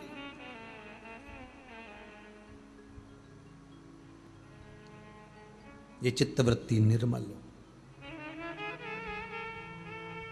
फिर जो सुख मिलेगा, वो आनंद जो मिलेगा वो अलग ही रहेगा, अलग ही। संत तुकाराम जी का चरित्र याद आ गया। एक सेठ जी गंगा नहाने गए, खूब सारा सामान लेकर गए, खूब लड्डू पेड़ा गुलाब जामुन इमरती भजिया पकोड़ा कड़ी पुड़ी सारी सामान, खूब सोना चांदी हीरा मोती सब ले गए, गंगा नहाने के लिए गए, खूब बांटा, खूब बांटा, और गंगा नहाए बाहर निकले तो घाट पे आके खूब गालियां दी, जिन जिन को दान दिया उनको खूब खूब गाली दी। पंडित लोग भी लिए थे, कुछ ब्राह्मण, कुछ साधु, कुछ सन्यासी, घाट पे तो यही रहेंगे और कौन रहेगा। जिन जिन गरीबों को दिया, भिखारी को दिया, भिक्षुक को दिया, ब्राह्मण आदि को दिया, जो जिसको दिया सबको गालियां दी खूब। संत तुकाराम जी बैठे बैठे देख रहे थे।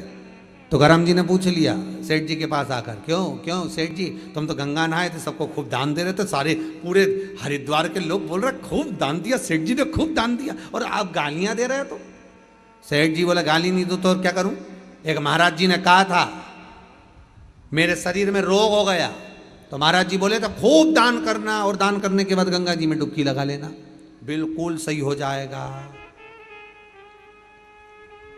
तो फिर गाली काय को दे रहा हूं। सेठ जी बोले मैं तो सही नहीं हुआ, पूरा शरीर वैसा की वैसा ही है, दान अलग चले गया लाखों रुपए का, और शरीर वैसा की वैसा ही। अरे सेठ जी, गुरुजी ने कहा था कि गंगा का स्नान करना, दान करना, पुण्य करना, सब अच्छा हो जाएगा, तो हो जाएगा। नहीं है, बताओ, लाखों रुपए का दान करवा दिया गुरुजी ने और शरीर तो सही नहीं हुआ। एक बार और गंगा नहाया, सेठ जी से तुकाराम जी ने कहा, और सेठ जी फिर गए गंगा नहाने के लिए, हो एक बार और प्रैक्टिकल करने देख लो। प्रैक्टिकल करने में क्या जा, फिर नहाने के लिए गए।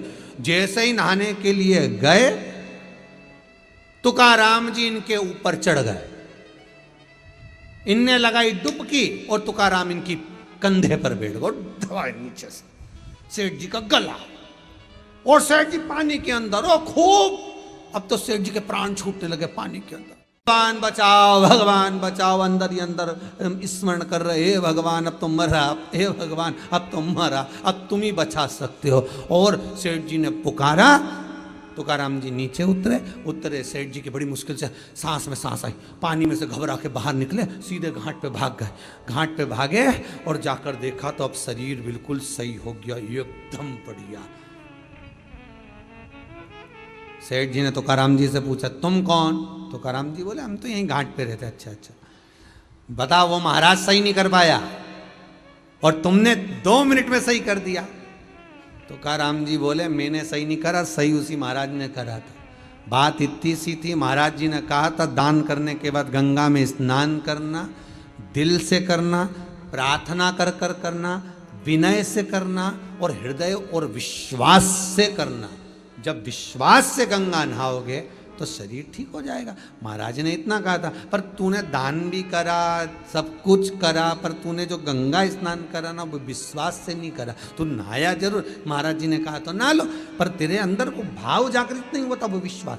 पर जिस समय तू गंगा में नहाने दूसरी बार गया और मैंने तेरा गला दबाया और तुझे घबराहट हुई तो तुझे लगा अब तो मर ही जाऊंगा, तब तूने भगवान को पुकारा। जैसे हाथी का पांव मगर ने पकड़ा था, हाथी रोज भगवान को पुकारता था क्या? नहीं, पर जब पांव को पकड़ा और पुकारा तब भगवान सामने आए। जब हम जाकर दिल से पुकारेंगे तब तो देवाधिदेव महादेव हमारे सामने प्रकट होगा कि भगवान आओ, बहुत दुखी हूं, हृदय से कहती हूं, बहुत तकलीफ है मुझे,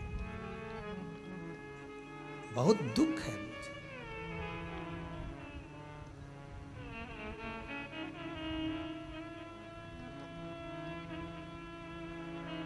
बहुत तकलीफ। भगवान को दिल से पुकारोगे भगवान आएगा। अब जब तुम दिल से ही नहीं पुकारोगे, तुम्हारी चित्तवृत्ति में, जब हृदय चित्त में भगवान संजोएगा ही नहीं, भगवान को पुकार ही नहीं पाओगे तो भगवान मिलेगा।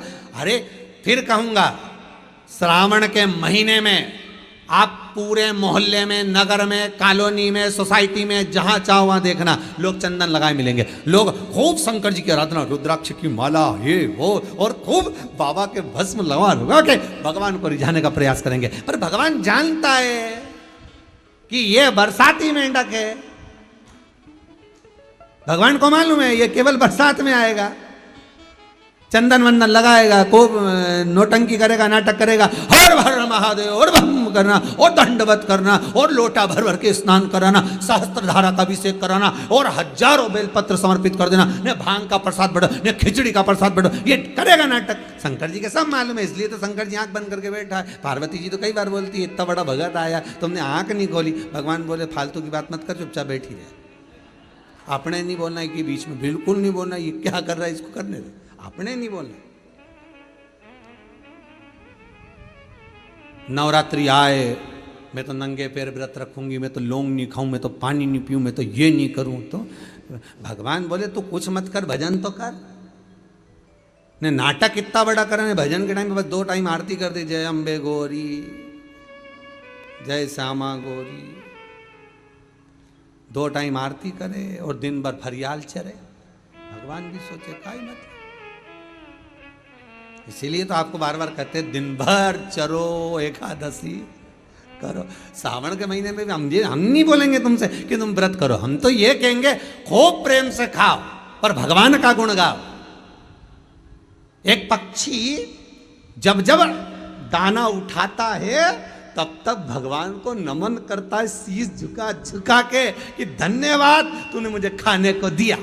और हम तो ऐसी छाती ठोक के खाए नहीं, एक बार राम नहीं किया कि धन्यवाद तूने खाने को दिया। आज मुझे चावल मिला, कि रोटी मिली, कि पूड़ी मिली, अच्छा मैंने जोरदार कपड़ा पहना, तेरी कृपा। आज मैं खूब आनंद से कथा सुन रहा हूँ, ये तेरी कृपा। हम भगवान को धन्यवाद कब देंगे? हम दें उसको धन्यवाद। तेरा ही दिया मैंने खाया पिया है, तेरा शुक्रिया है, तेरा शुक्रिया। शीश झुका झुका के कि धन्यवाद तूने मुझे खाने को दिया। और हम तो ऐसी छाती ठोक के खाए नहीं, एक बार राम नहीं किया कि धन्यवाद तूने खाने को दिया। आज मुझे चावल मिला, कि रोटी मिली, कि पूड़ी मिली, अच्छा मैंने जोरदार कपड़ा पहना, तेरी कृपा। आज मैं खूब आनंद से कथा सुन रहा हूँ, ये तेरी कृपा। हम भगवान को धन्यवाद कब देंगे? हम दें उसको धन्यवाद।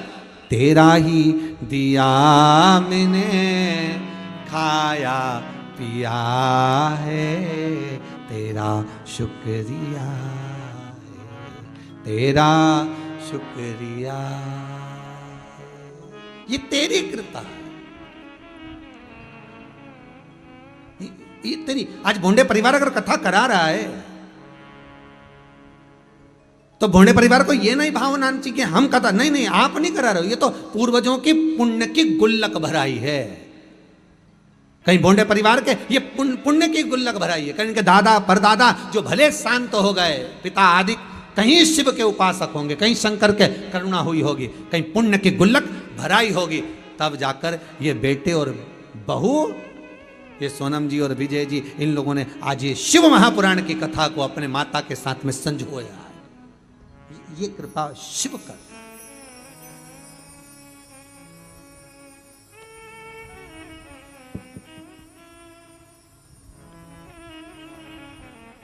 बहुत कठिन काम है महाराज जी, बहुत कठिन।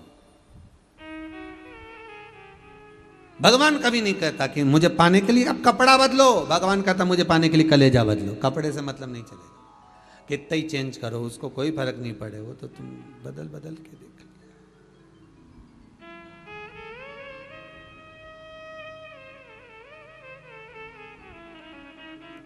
एक लड़की को देखने जाएं लड़के वाले तो कहते हैं साहब साड़ी पे, अभी आपने सूट पे दिखा दिया, अब साड़ी पे दिखा दो, तो कपड़ा बदलने से गई हो। सूट पे देखो चाहे साड़ी पे देखो, या तो चित्त वृत्ति बदलना चाहिए, मन बदलना चाहिए, तब शिव मिले।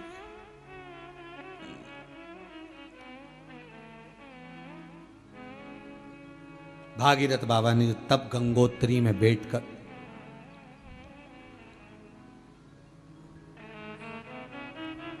वो गंगोत्री की पावन धरा जहां गंगा बहकर आ रही, किसके लिए करा? किसके लिए? केवल अगर करा है तो जो इंद्र अश्व चुरा कर ले गया था अश्वमेघ यज्ञ का, और वो अश्व कहाँ था? इंद्र ने ले जाकर दूर छोड़ दिया, वो कपिल मुनि के आश्रम में चर रहा था। सगर के पुत्रों ने देखा, और राजा सगर के पुत्रों ने देखकर कहा कि बताओ संत ही ऋषि है,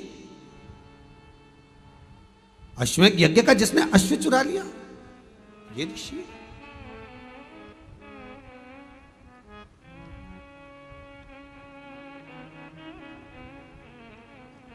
अश्वमेघ यज्ञ का जो अश्व चुरा लिया ये ऋषि है। बहुत सतर्कता की कथा है भागीरथी मारी। ये भागीरथ जी का चरित्र 50 बार पढ़िएगा, 50 बार सुनिएगा, 1000 बार आपने पहले सुन चुका है, फिर सुन लीजिए, फिर सुनिए। अश्व चुराया था इंद्र ने, रख दिया, यहां वहां छोड़ दिया, इल्जाम लग गया कपिल बाबा, इन्होंने कहा, पर श्रेष्ठता नहीं। बहुत ध्यान दीजिएगा महाराज,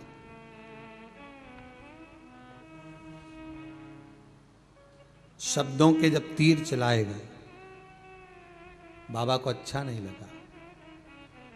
तुम चोर हो,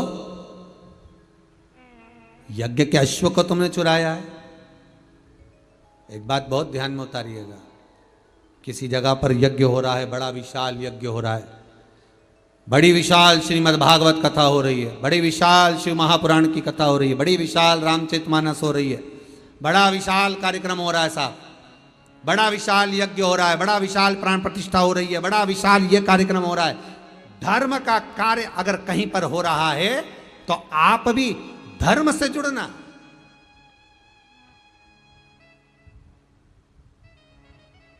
कमाने के उद्देश्य से नहीं जुड़ना, धर्म से जुड़ने का प्रयास करें।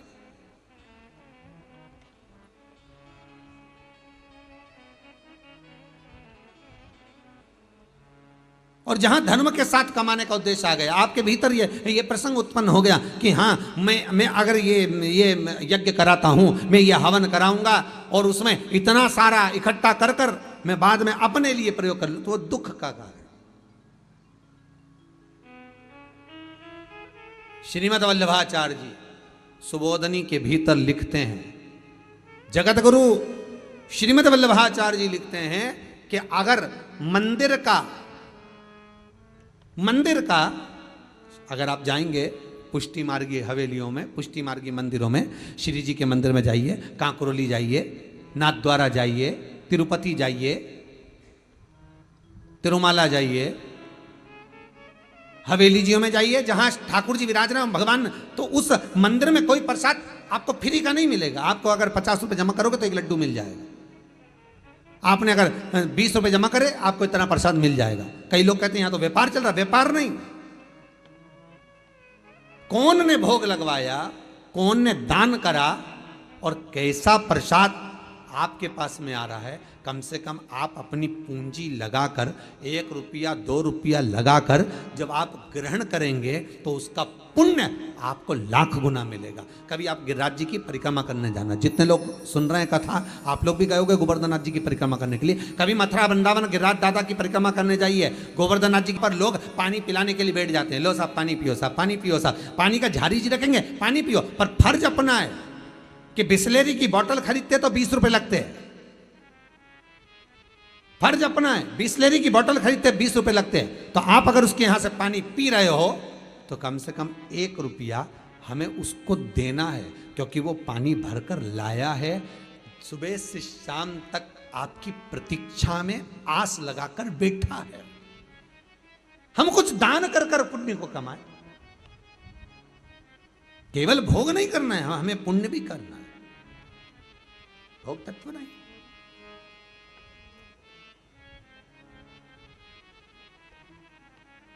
कभी पुण्यता का भाग, कभी पुण्यता।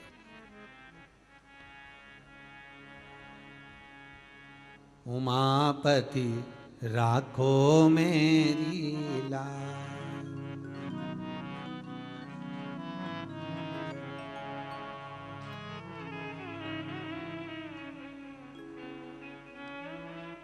उसके द्वार पर जाकर, उसकी चौखट पर जाकर हम जो पाएं, हम जो सुख का अनुभव कर पाए, वो एक आनंद है। भोग नहीं केवल। सगर के पुत्र अगर जा रहे हैं तो केवल एक गलत इल्जाम लग गया, और वो भी कपिल बाबा पर, ये श्रेष्ठ नहीं है, गलत किया। भोगना पड़ेगा। भस्म हो गए, राख के ढेर बन गए, 60,000 राख के ढेर पड़े थे। कोई नहीं तब करा, साधना कर कर कर लोग जाते गए जाते गए जाते गए जाते गए जाते गए, तब भागीरथ बाबा मिले। ना जाने इस, हम तो कहते हैं, हम कई बार कहते हैं, आप भी जितने लोग कथा श्रवण कर रहे हैं, आप जितने फेसबुक यूट्यूब पर श्रवण कर रहे हैं, ये भोंडे परिवार अगर कथा करवा रहा है छिंदवाड़ा से आकर, ना जाने कितने कितने पुण्य आपके जीवन के, आपके पूर्वजों के, आपके दादा परदादा, ना जाने कौन सा पुण्य करे होंगे, और उसके पुण्य का एक अंश आपके पास में होगा। सगर के 60,000 पुत्र के जाने के बाद ना जाने कितने तपस्वी इस राजघराने के तप कर करके मर गए, तो भी गंगा नहीं आ पाई। और गंगा अगर भागीरथ जी के बल पर आ रही है तो ये भागीरथ जी के पुण्य का फल है। आपके परिवार में ना जाने किसके भाग्य का धन है जिसका भोजन आप कर रहे हो। आप ये मत सोचना कि आपके भाग्य का, ये परिवार में जो हम रह रहे हैं, माता है, पिता है, पत्नी है, बच्चे हैं, बेटा है, बेटी है, हो सकता है कोई बेटी ऐसी जन्मी हो, कई कई घरों में ऐसा रहता है। शादी के पहले का घर देख लो, शादी के बाद का देख लो, स्त्री कोई ऐसी आ गई घर में, पत्नी जो घर बना देती है। कई बार जब तक भी नहीं सवरे हो, कोई बच्चे का जन्म हो गया, कोई बेटी का जन्म हो गया, कोई बेटे का जन्म हो गया, उसके बाद ग्रह दशा अच्छी सवर जाए, समझ लेना कोई कन्या ऐसी आ गई, कोई बेटा ऐसा आ गया, कोई पत्नी ऐसी आ गई, कोई संबंध ऐसा हो गया, कोई रिश्ता ऐसा हो गया, कोई धन ऐसा आ गया, जिसके कारण हमारे को सुख मिल रहा है। पुण्य की एक कमाई हमारे जीवन को संवार देती है। एक राजा बीमार पड़ गया, शरीर में कोढ़ का रोग हो गया, पूरा शरीर गल गल के गिरने लगा। राजा बड़ा दुखी हो गया, बड़ा दुखी। डॉक्टरों को बुलाया, वेदों को बुलाया, क्या करा जाए। वेदों ने कहा एक काम करिए, क्या, कहीं से कोड़ी मिल जाए तो बुलवा लो, उस कोड़ी में आग लगाओ, उसकी भस्म तैयार करो, शरीर पे मलो, शरीर सही हो जाएगा। राजा ने कहा जरा जाकर देखो कहीं कोड़ियां मिल जाए। राजघराने में कहीं कोड़ियां नहीं थी। कोड़ियां जानते हो, बच्चे लोग खेलते हैं, हाथ में बांधते हैं, कोड़ी कहीं नहीं मिली। पूरे राजघराने में कोड़ी नहीं, पूरे नगर में देखा कोड़ी नहीं। एक गांव के व्यक्ति का नियम था, उसके पास में जब पैसा आना चालू हुआ तो उसने अपनी पत्नी से पूछा, क्यों, इस धन का करें क्या, इतना पैसा आ रहा है, करना क्या है। पत्नी ने कहा काम करा, बाजार से जाकर कोड़ियां खरीद कर लिया, अपन सब रखते जाते संभाल संभाल के। पति बोला कोड़ी का करेंगे क्या। पत्नी बोली तुम्हें लाने में जाता क्या, जाओ तुम तो लेके आओ। पति गया, कोड़ियां खरीद खरीद के लाया, बारदान भर भर के, बोरा भर भर के खूब ढेर लगा लिया। अब राजा बीमार पड़ा, कहीं कोड़ी नहीं मिली, करा क्या जाए। राजा के दूतों को भेजा, जाओ जरा दूसरे नगर से लेकर आओ। तब मालूम पड़ा ये बाजार में कोड़ी क्यों नहीं मिलती, क्योंकि ये गांव का व्यक्ति आता है, रोज खरीद के ले जाता है, ढेर सारी ले जाता है, इसलिए कोड़ियां नहीं मिल रही। क्या करा जाए? तो एक काम करो, क्या, उसी के यहाँ चलते। उस गांव के व्यक्ति के पास राजा के दूत गए, सेवक गए, सैनिक गए, तुम्हारे पास कोड़ियां हैं? हाँ है, पर हमारी हैं, हमने पैसे सलाए, राजा बीमार पड़ा है, लाओ कोड़ियां दो। हम हमारी कोड़ी नहीं दे सकते, हमारे पैसे की है। डराया धमकाया, जेल में डालने की बात आ गई। तब पति अंदर गया, एक थाली में कोड़ियां भर कर लाया, उस पर हाथ फेरा और राजा के दूतों को दिया। लो झोली कर लो, इसमें डाल देता हूं। राजा के दूतों ने झोला कर लिया, बैग कर लिया, बोरी कर ली, बारदान कर लिया, उसमें डाल दिया। फिर भर कर लाया, फिर हाथ फेरा, फिर डाल दिया, फिर भर कर लाया, फिर हाथ फेरा, फिर डाल दिया। राजा के सैनिकों ने कहा, तू कोड़ियां अंदर से ला रहा है, हाथ फेर रहा है, सीधे क्यों नहीं डाल देता? ला ला कर बोरा उठाकर क्यों नहीं दे देता? झोला उठाकर क्यों नहीं दे देता? उसने कहा, भैया कोड़ियां थाली में लेकर आ रहा हूं, उस पर हाथ इसलिए फेर रहा हूं कि उन कोड़ियों में मैं वो कोड़ी ढूंढ रहा हूं कि ऐसी कौन सी कोड़ी आ गई जो मेरे इतने सारे धन को लेकर जा रही है। उस कोड़ी को ढूंढने का प्रयास कर रहा हूं। डॉक्टर में ज्यादा पैसा लगने लगे, पुलिस में ज्यादा लगने लगे, गलत जगह पर ज्यादा लगने लगे, मदिरा पान मांसाहार वेश्यावृत्ति जुए में ज्यादा लगने लगे, कहीं गलत जगह पर पैसा ज्यादा लगने लगे, तो अपने घर की कोड़ी में से भी कोड़ी ढूंढने का प्रयास करना कि वो कौन सी कोड़ी एक आकर रखा गई कि हमारा रखा रखाया धन भी लेकर जा रही है। वो कोड़ी ढूंढने का प्रयास करो। और घर में अगर लोग शिव महापुराण की कथा सुन रहे हैं, घर में अगर परिवार वाले शंकर की कथा में लगे हैं, शिव महापुराण की कथा में कथा करवा रहे हैं, शंकर के कथा का अनुमोदन कर रहे हैं, शिव तत्व में डूबे हुए हैं, दान हो रहा है, पुण्य हो रहा है, सत्कर्म हो रहा है, भजन हो रहा है, कीर्तन हो रहा, तो वो कोड़ी ढूंढने का प्रयास करना कि भगवान ने ऐसी कौन सी कोड़ी दे दी जो मेरे हाथों से शिव महापुराण की कथा करवा ली, मेरे हाथों से दान करवा लिया, मेरे हाथों से पुण्य करवा लिया, मेरे हाथों से सत्कर्म करवा लिया। वो कोड़ी कौन सी? उसको ढूंढने का प्रयास करिए। गलत काम होए तो भी कोड़ी ढूंढिए, और अच्छा काम होए तो भी कोड़ी ढूंढिए कि आखिर वो कोड़ी है कौन सी जो हमसे सत्कर्म करवा रही, हमसे शिव महापुराण की कथा करवा रही, हमसे कथा श्रवण करवा रही है। ये शरीर कथा सुन सकता है क्या? आधा घंटा आप कहीं नहीं बैठो, पर 3 घंटे 2 बजे से 5 बजे तक आस्था चैनल पर शिव महापुराण की कथा अगर श्रवण कर रहे हो, बैठकर सुन रहे हो, तो भगवान से प्रार्थना करना, आज तूने कौन सा अन्न मुझे खिलाया जो मुझे सत्संग श्रवण करने का मौका मिला। नहीं तो रोज सुबह से शाम तक क्लेश क्लेश। पर एक और चीज मानूंगा, आप लोगों को धन्यवाद दूंगा कि आप लोगों को प्रतीक्षा रहती है कि कब कथा चालू हो और हम टीवी चालू करके सुने। ये भगवान दे रहा है। कोई पुण्य का धन आ गया, अन्न आ गया, जिसका हमने स्मरण कराया, जिसका हमने भोजन किया।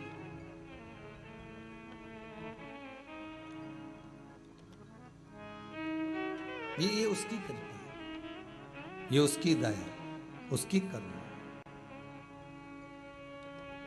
और जब तक वो कृपा ना करे, जब तक वो करुणा ना करे, तब तक मुश्किल है, मुश्किल, बहुत मुश्किल। शिव करुणा सागर करुणा कर तो जीवन का सुख मिले क्यों ना, क्यों ना मिले।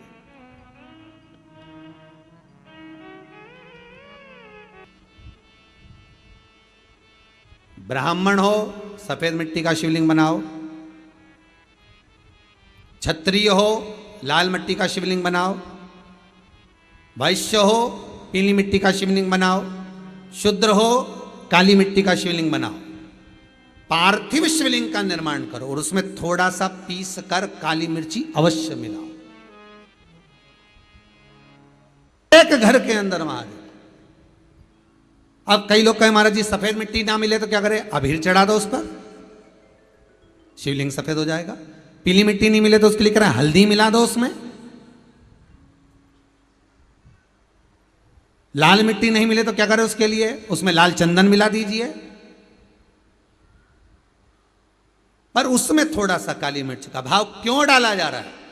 शिव महापुराण में 2-3 चीजों का जो स्मरण करा गया है, लिंग पुराण के अंतर्गत जो बताया गया है कि काली मिर्ची शिवजी को क्यों चढ़ाई जाती है, केवल रोग की मुक्ति के लिए। ये जो दुनिया के लोग लगे तीसरी लहर आएगी, तीसरी लहर आएगी, तो इसको रोकने के लिए, और रुके ना रुके वो उस महादेव के हाथ में। पर इतना जरूर है कि जिसके घर में शिवलिंग की स्थापना होकर शिवरात्रि के दिन चेक कर लिया, इतना विश्वास तो मुझे देवाधिदेव महादेव पर है कि उसके परिवार का बाल बांका नहीं हो सकता, इतना विश्वास।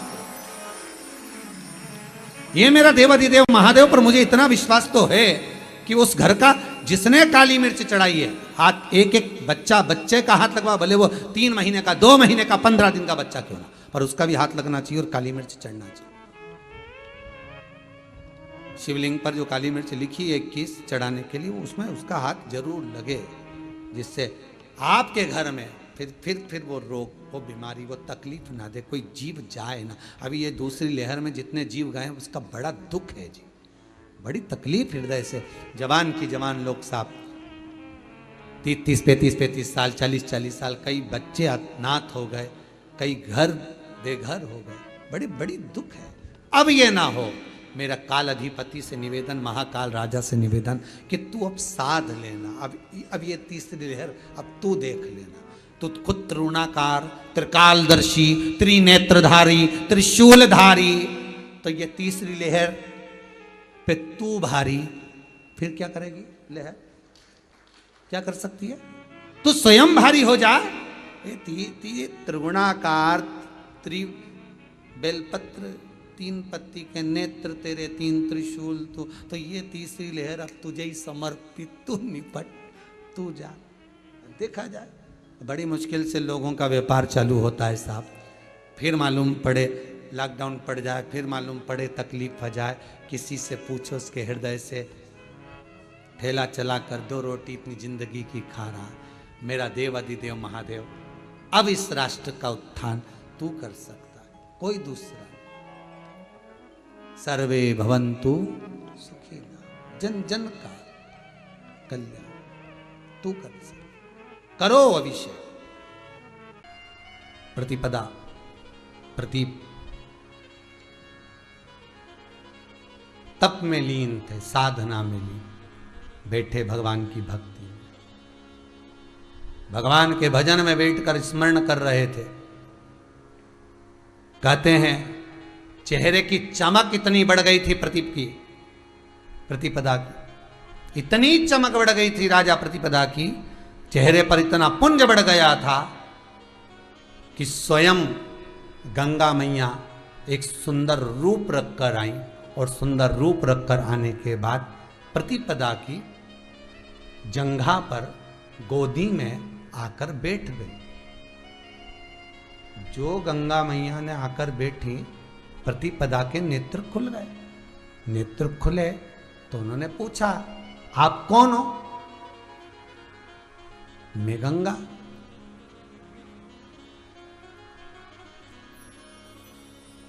प्रतिपदा ने पूछा, आप मेरे पास में क्यों आई हो? मेरे नजदीक में क्यों आई हो? आप मेरी जंघा पर आकर क्यों विराजमान हुई? मेरी गोद में आकर क्यों बैठी हो? क्या कारण है? गंगा कहती है, मेरा काम ही यही है। जिसके हृदय में स्वयं नारायण बस जाता है, जिसके हृदय में शिव बस जाता है, जिसके हृदय में परमात्मा बस जाता है, गंगा कहती है मैं उसके गोद में जाकर बैठ जाती हूँ। इसलिए बैठी हूँ। क्या चाहती हो? विवाह। प्रतिपदा जी कहते हैं, मुझसे आपका जो भजन है, आपका जो चित्त है परमात्मा में लगा हुआ है, इसलिए मैं आपके साथ में रहना चाहती हूं। प्रतिपदा ने कहा, आप आकर बैठी हो ना, तो मेरी राइट सीधी जंघा पर आकर बैठी हो, आपको मालूम है सीधी जंगा पर सीधे हाथ की ओर कौन आकर बैठता है? बेटी, कन्या। जो मेरी पुत्री है, जो मेरी बेटी है, जो मेरी बहू है, जो कन्या है, जो मेरी पुत्री है, सीधे हाथ की ओर वही आकर बैठती है। गंगा, क्या आपको यह नहीं मालूम कि वरण करने के लिए उल्टे हाथ पर बैठना पड़ता और आप सीधे हाथ पर आकर बैठी? मैं आपसे वरण नहीं कर सकता, पर एक वचन जरूर देता हूं, 2 पुत्र तो नहीं, मेरा जो तीसरा पुत्र होगा उस पुत्र से आप विवाह जरूर करना। आपसे निवेदन है, आप मेरे पुत्र से विवाह जरूर करना। गंगा जी कहती हैं ठीक है, आपने तप साधना भगवान की करी है, उस भगवान को वचन देती हूं मैं कि आपके पुत्र से विवाह करूंगी। राजा प्रतिपदा ने ऐसा तप करा, ऐसा तप करा, पुत्र की कामना करी और प्रभु की कृपा ऐसी हुई कि इनके घर में एक पुत्र उत्पन्न हुआ जिसका नाम राजा शांतनु पड़ा। और राजा शांतनु जन्म लिए और पिता मर गए, प्रतिपदा समाप्त हो गए, शांत हो गए, प्रतिपदा के प्राण छूट गए।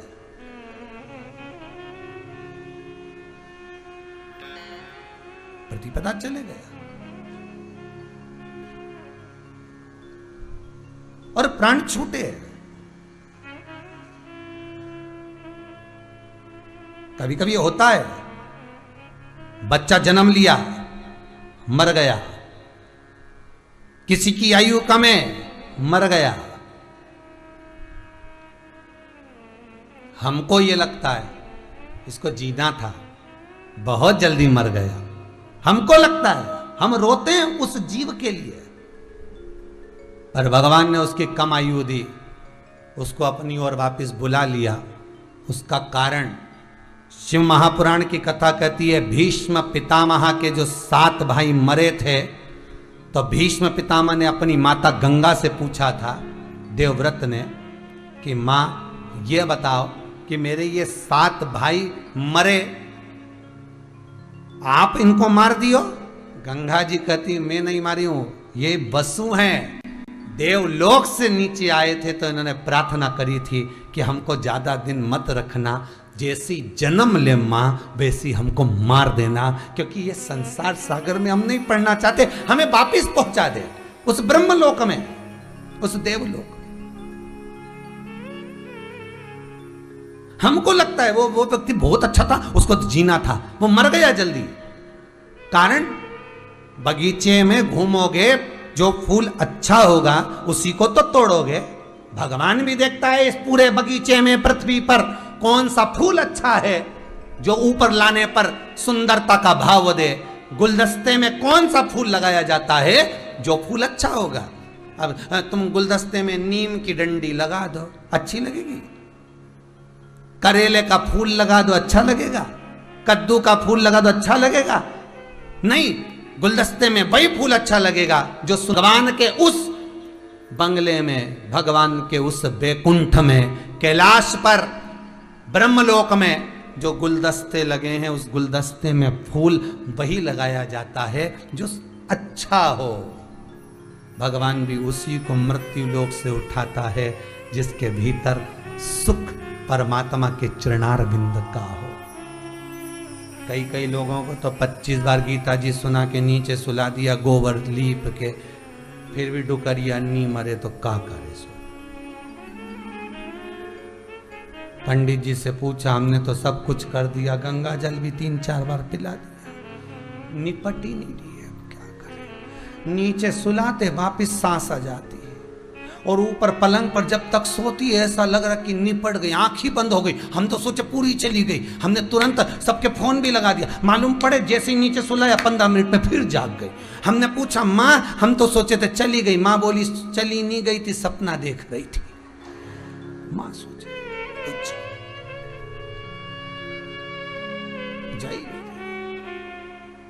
अरे अभी अभी कोरोना महामारी में तुमने देखा होगा, जब कोई जवान व्यक्ति चले गया होगा ना, उस मोहल्ले में कोई ऐसा व्यक्ति भी पड़ा होगा, बहुत तड़प रहा होगा, सड़ रहा होगा, अवस्था भी बहुत हो गई होगी, वो पड़ा है, अभी तक पड़ा है, तो मोहल्ले के लोग ही कह रहे हैं ये चली जाती। वो बेचारा चले गया, 29 साल का था, ये 92 साल की, शरीर पूरा गल गया, बिस्तर पर गंदगी कर रही है, उसके बाद भी जीवित है, वो बेचारा चले गए। अब इनके कौन समझाए कि वहां फूल देखा जाता है बगीचे। भगवान भी सोचे इसको ले जाऊं ऊपर जाके फिर लड़ाई करे तो वापिस भेजना पड़े रंदे दादा, इसके मत लाना करेले के फूल को। भगवान बोले फूल ला तो अच्छा लेके आ, भले जोरदार होना चाहिए। और भगवान से एक प्रार्थना जरूर करना, पलंग पर तड़फा कर, सड़ा कर, भुगता कर मत मारना। भगवान से कहना जब प्राण छूटे तो भजन करती करती, नाम लेती लेती, स्मरण करती करती चली जाऊं, ऐसी कृपा करना। तड़पाना मत, सड़ाना नहीं, पलंग पर मत पटकना। भगवान से कहना पलंग पर पटक कर मत मारना, तेरी चौखट पर पटक कर मार देना, चल जाएगा, पर पलंग पर ये पड़ा पड़ा जीव सड़े ने, हाथ पैर बेकार हो दिया ने, अपना इंजेक्शन वाला इंजेक्शन लगाने आए तो नस ढूंढे, नस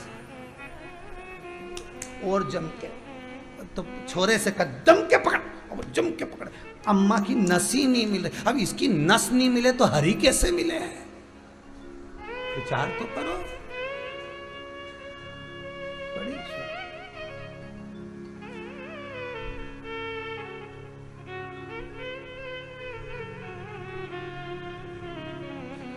अम्मा ही बोली क्या ढूंढी दिया है रे डॉक्टर, क्या ढूंढ रही है? नस ढूंढ रही है, इंजेक्शन लगाना है।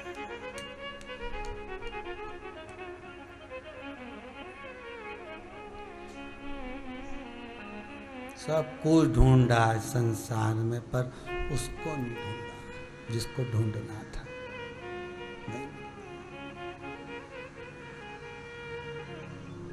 चित्त वृत्ति में नहीं देख पाया। शांतनु, राजा शांतनु गंगा मैया से विवाह करना, गंगा जी का जो स्वरूप देखा इतना सुंदर था, विवाह करना चाहा, मैं आपसे विवाह करना चाहता हूं। गंगा जी बोली मैं विवाह तो कर लूंगी, पर बात इतनी सी कि मुझे बीच में प्रश्न नहीं करना, मुझे टोकना नहीं, मुझे रोकना नहीं, तो शादी करूं।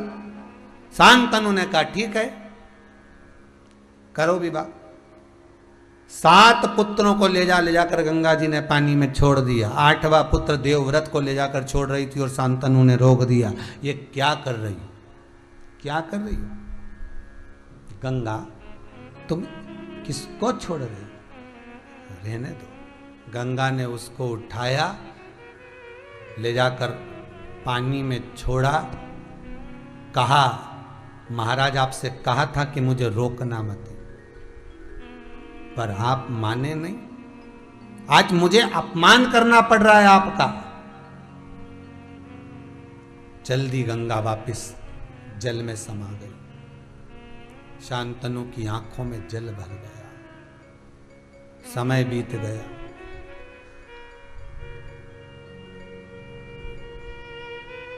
एक निषाद की बेटी सत्यवती से विवाह कर लिया शांतनु। एक बार बैठे तब कर रहे थे और मन में आ गया कि मेरा जो पुत्र गया है गंगा वो दे दे। गंगा मैया उस पुत्र को लेकर आई तो देवव्रत को देखकर शांतनु ने गंगा से पूछा, गंगा ये तो बताओ,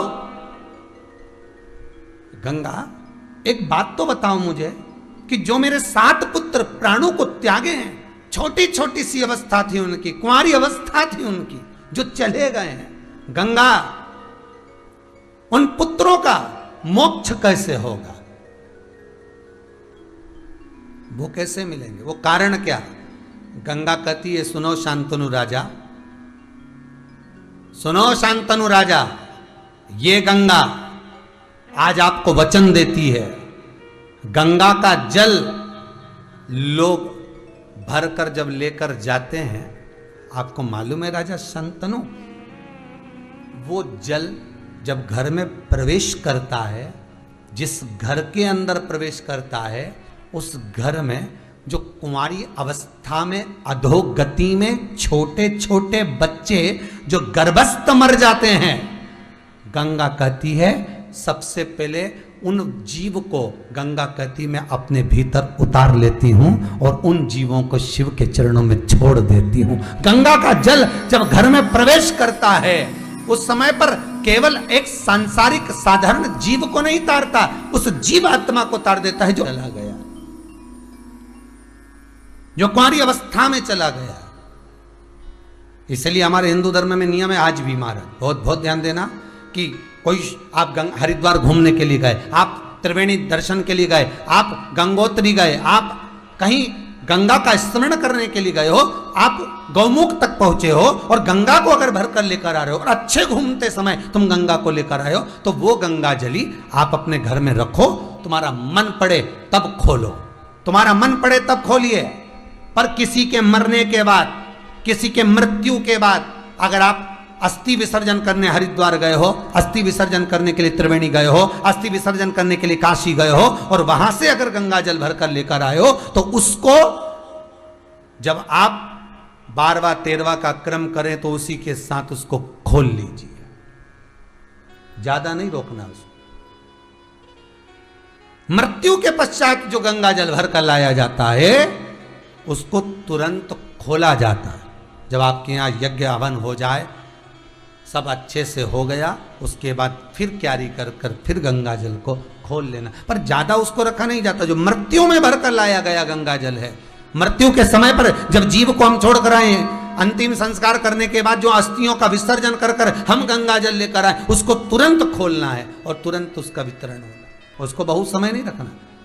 कहते हैं फिर वो गंगा जल जो मृत्यु के समय पर भरकर लाया गया है, अस्थि विसर्जन के समय पर भरकर लाया गया है, वो गंगा जल घर के अंदर रखा रहता है। तो गंगा छटपटाती है, कहती है मुझे उस जीव के कल्याण के लिए बाहर निकालो, पर हम उसको भर कर रखे रहते हैं, पर उसको तुरंत खोलकर निकालकर वितरण कर दिया जाता। वो गंगा आप ऐसे घूमने जाओ, खूब प्रेम से गंगा जल लाओ, खूब आनंद से लाओ, अस्थि विसर्जन करने जाओ तो भी गंगा जल लाओ, मना नहीं है, पर उस गंगा और उस गंगा का आनंद वही है, उसका स्मरण वही।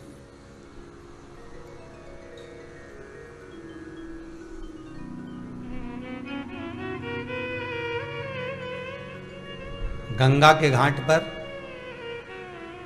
जाने पर लोग जब गंगा जल भरकर लाते हैं ना, तो उसको कहाँ लेकर जाते हैं? गंगा का जल कहाँ जाता है? रामेश्वरम। कहाँ जाता है? रामेश्वरम। क्यों जाता है? किस लिए लाते हैं? गंगोत्री से जल भरा, रामेश्वरम लेकर जाएंगे, वहाँ जल छोड़ेंगे। कारण क्या है? स्कंद पुराण कहती है जब गंगोत्री से जल भरकर गंगा का जल रामेश्वरम के लिए जाता है और जो परिवार का जीव इस जल को लेकर जाता है, कहते हैं जितने कदम चलकर, जितने अब तो ये ट्रेन गाड़ियां बस सब चल गई, पर जितने कदम जितने भाव से उसको लेकर जाया जाता है, उतनी ही सुख का भान उसके लिए बैकुंठ का हो जाता है। वो जीव बैकुंठ के मार्ग को सुलभ करता हुआ जाता है, सुलभ करता हुआ। गंगा गंगा राजा शांतनु से विवाह हो गया, गंगा जी का विवाह हुआ, पर रोक दिया, ये क्या कर रही हो तुम गंगा, पुत्र दो, पुत्र दे दिया।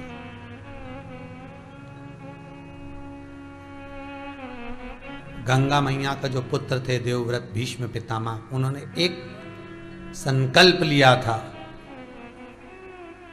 जब राजा शांतनु कमजोर हो गए, दुर्बल हो गए, पलंग पर पड़ गए, पूछा पिताजी आपकी ये दशा क्यों है? कहा मैं सत्यवती को स्मरण करना चाहता हूं, विवाह करना चाहता हूं, पर उसके पिता कहते हैं कि सत्ता पर सबसे पहले सत्यवती का जो पुत्र होगा वो बैठेगा। पर मैंने वचन तुझे दिया है देवव्रत कि सत्ता पर तू बैठेगा। देवव्रत सत्यवती के यहाँ पहुंच गए, माता मेरे पिता से विवाह कर लीजिए, मैं वचन देता हूं आपके द्वारा जो संतान होगी वो सत्ता पर बैठेगी, सिंहासन पर बैठेगी।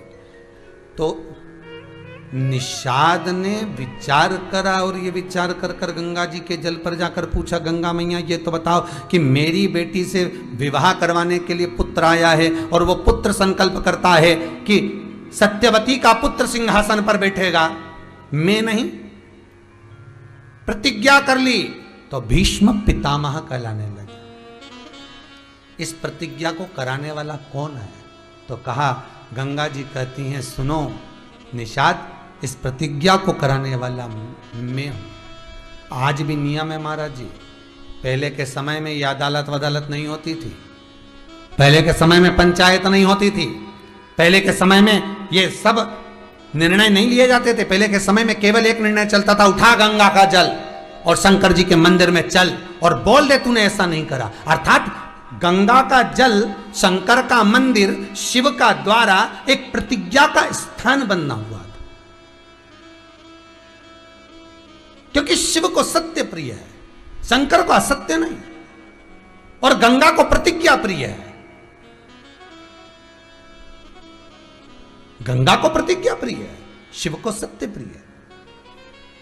कथा में आता है, जब ब्रह्मदेव शंकर भगवान के शिवलिंग का शीश देखने के लिए गए, भगवान चरण देखने के लिए गए, शीश नहीं मिला, गाय को लिया है, केतकी के पुष्प को लिया है और उससे पूछवाते हैं कि बताओ भगवान विष्णु के सामने शीश मिला कि नहीं मिला। गाय ने झूठ बोल दिया, केतकी के फूल ने झूठ बोल दिया, बचा कुचा था तो ब्रह्मा ने झूठ बोल दिया। शिव को क्रोध आ गया, उनने पांव का अंगूठे का नख तोड़ा, काल भैरव को प्रकट कर लिया। काल भैरव से कहा काट सिर्फ इस ब्रह्मा का, क्योंकि झूठ बोल रहा है, असत्य बोलने वाले का सिर काट दे। और काल भैरव ने अपनी चीटी उंगली के नख को तोड़कर ब्रह्मा जी का सिर काट दिया, क्योंकि झूठ बोल रहे थे वो, असत्य। शिव को सत्य प्रिय, इसलिए 3 रेखाएं शंकर के मस्तक पर, सत्यम शिवम सुंदरम। सत्य होगा तो शिव मिलेगा, शिव मिल गया तो जीवन सुंदर हो जाएगा, फिर कहीं जाने की जरूरत नहीं पड़ेगी। सत्यमय जियो, शिव प्राप्त हो जाएगा। सत्यमय जियो का जल कोई साधारण नहीं। भागीरथ बाबा तब साधना में लगे तो उनका हृदय चित्त वृत्ति मन बाबा में लगे। देवराज ने मन लगाया नहीं और नहीं लगाया, इसके बाद भी बाबा की करुणा देखिए कितनी हुई कि मरा, प्राण छूटे तो शिवधाम मिल गया। और उसके बाद भी बाबा की कितनी कृपा कि शिवधाम में भी जाने के बाद भगवान शंकर की सेवा में तल्ली। शिव महापुराण की कथा कहती है, एक बिंदुक नाम का ब्राह्मण था जिसकी धर्मपत्नी का नाम चंचुला देवी था। चंचुला की सबसे बड़ी गलती एक थी, पति अगर कमा कर ला रहा है तो पत्नी का फर्ज है कि पूछे ये धन कहां से ला रहे हो, ये पैसा कहां से ला रहे हो, और लेकर आए हो तो इसको सत्कर्म में लगाओ। थोड़ा सा पैसा 5 रुपए अगर पति कमा के ला रहे तो उसमें से 1 रुपया निकाल लो, चवन्नी निकाल लो, पर चवन्नी भी कहीं सत्कर्म में, कहीं दान में, कहीं पुण्य में, कहीं हो रहा हो कहीं सत्कर्म, उस जगह पर लगाने का प्रयास करिएगा। चवन्नी निकाल, कमाई का एक भाग थोड़ा सा धर्म पत्नी का फर्ज। धर्म पत्नी कहते ही क्यों है? क्योंकि वो धर्म के पथ पर लेकर चले, वो धर्म पत्नी।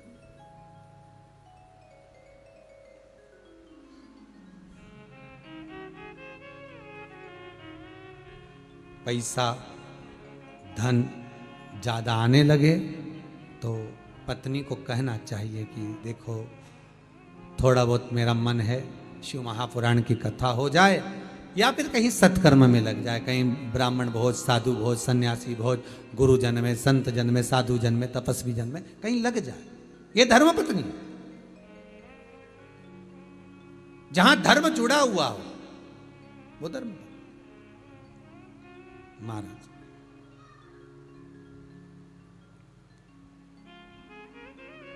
चंचुला देवी ने पूछा नहीं, पति आ रहा था धन चुरा कर लेकर, पानी में गिर गया, मर गया, प्राण छूट गया। पहले भी शिव पुराण में कहा तीन तरह से मरे हुए व्यक्ति की गति नहीं है, उसको मोक्ष नहीं है। पहला, पानी में डूब कर मरा हुआ। दूसरा, सर्प के डसे से मरा हुआ। तीसरा, स्त्री के हाथ से, नारी के हाथ से मरा हुआ व्यक्ति। इसकी गति नहीं है, मोक्ष नहीं है इसकी। इनकी गति केवल एक है, वो है शिव महापुराण की कथा। अगर कोई पानी में डूबकर मर भी गया है, उसके परिवार का, उसके कुल का व्यक्ति अगर एक बार शंकर की कथा भले यहां आकर ना सुने, टीवी के सामने भी बैठकर सुन रहा है तो भी वो फल देगा। मोबाइल पर सुन रहा है तो भी वो फल देगा। एक अंश हम माताओं से निवेदन करते, बार बार कहते हैं, स्त्री के गर्भ में अगर कोई कुंवारी अवस्था का मर गया, 3 महीना, 4 महीना, 6 महीना, 8 महीना, या जन्म लेने के बाद कुंवारी अवस्था में कोई शांत हो गया हो, कोई मर गया हो, तो महाराज हम बार बार कहते हैं कि जिंदगी में एक बार शिव महापुराण की कथा का रसस्वादन अवश्य करें। जिससे क्यों? क्योंकि शिव पुराण में, अन्य पुराणों में स्पष्ट कहा गया है, कुंवारी अवस्था में मरने वाले का ना तो पिंड होता है, ना तर्पण होता है, ना तिलांजलि होती है, ना ब्राह्मण भोजन करे तो उसका भाग मिलता है, उसको उसका लाभ नहीं मिलता। भले तुम तिलांजलि करो, तर्पण करो, कुछ भी करो, उसका भाग नहीं मिलेगा।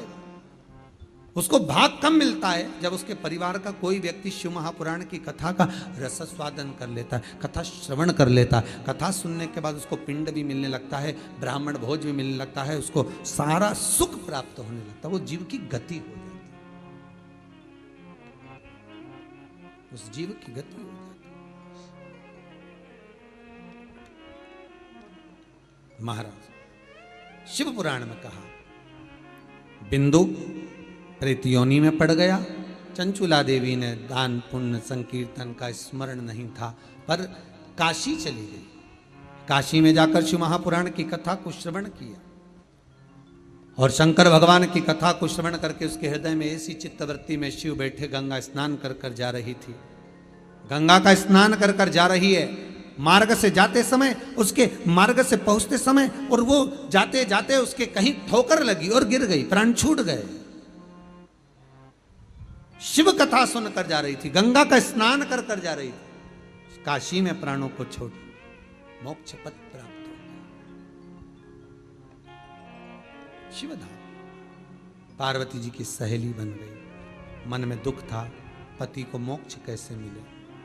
पार्वती जी ने कह दिया, एक काम करो, शिव महापुराण की कथा को करवाओ। शिव महापुराण की कथा किससे कराएं? तुम रुका जी से कराई। तुम रुका जी ने शिव पुराण की कथा का वाचन किया और चंचुला देवी ने शिव और पार्वती से निवेदन करा। शंकर और पार्वती दोनों ईश्वर जी, गोरा जी बनकर शिव महापुराण के यजमान बनकर कथा का रसस्वादन करते हैं। हम बार बार कथाओं में कहते हैं, शंकर पार्वती ही शिव पुराण के यजमान हैं।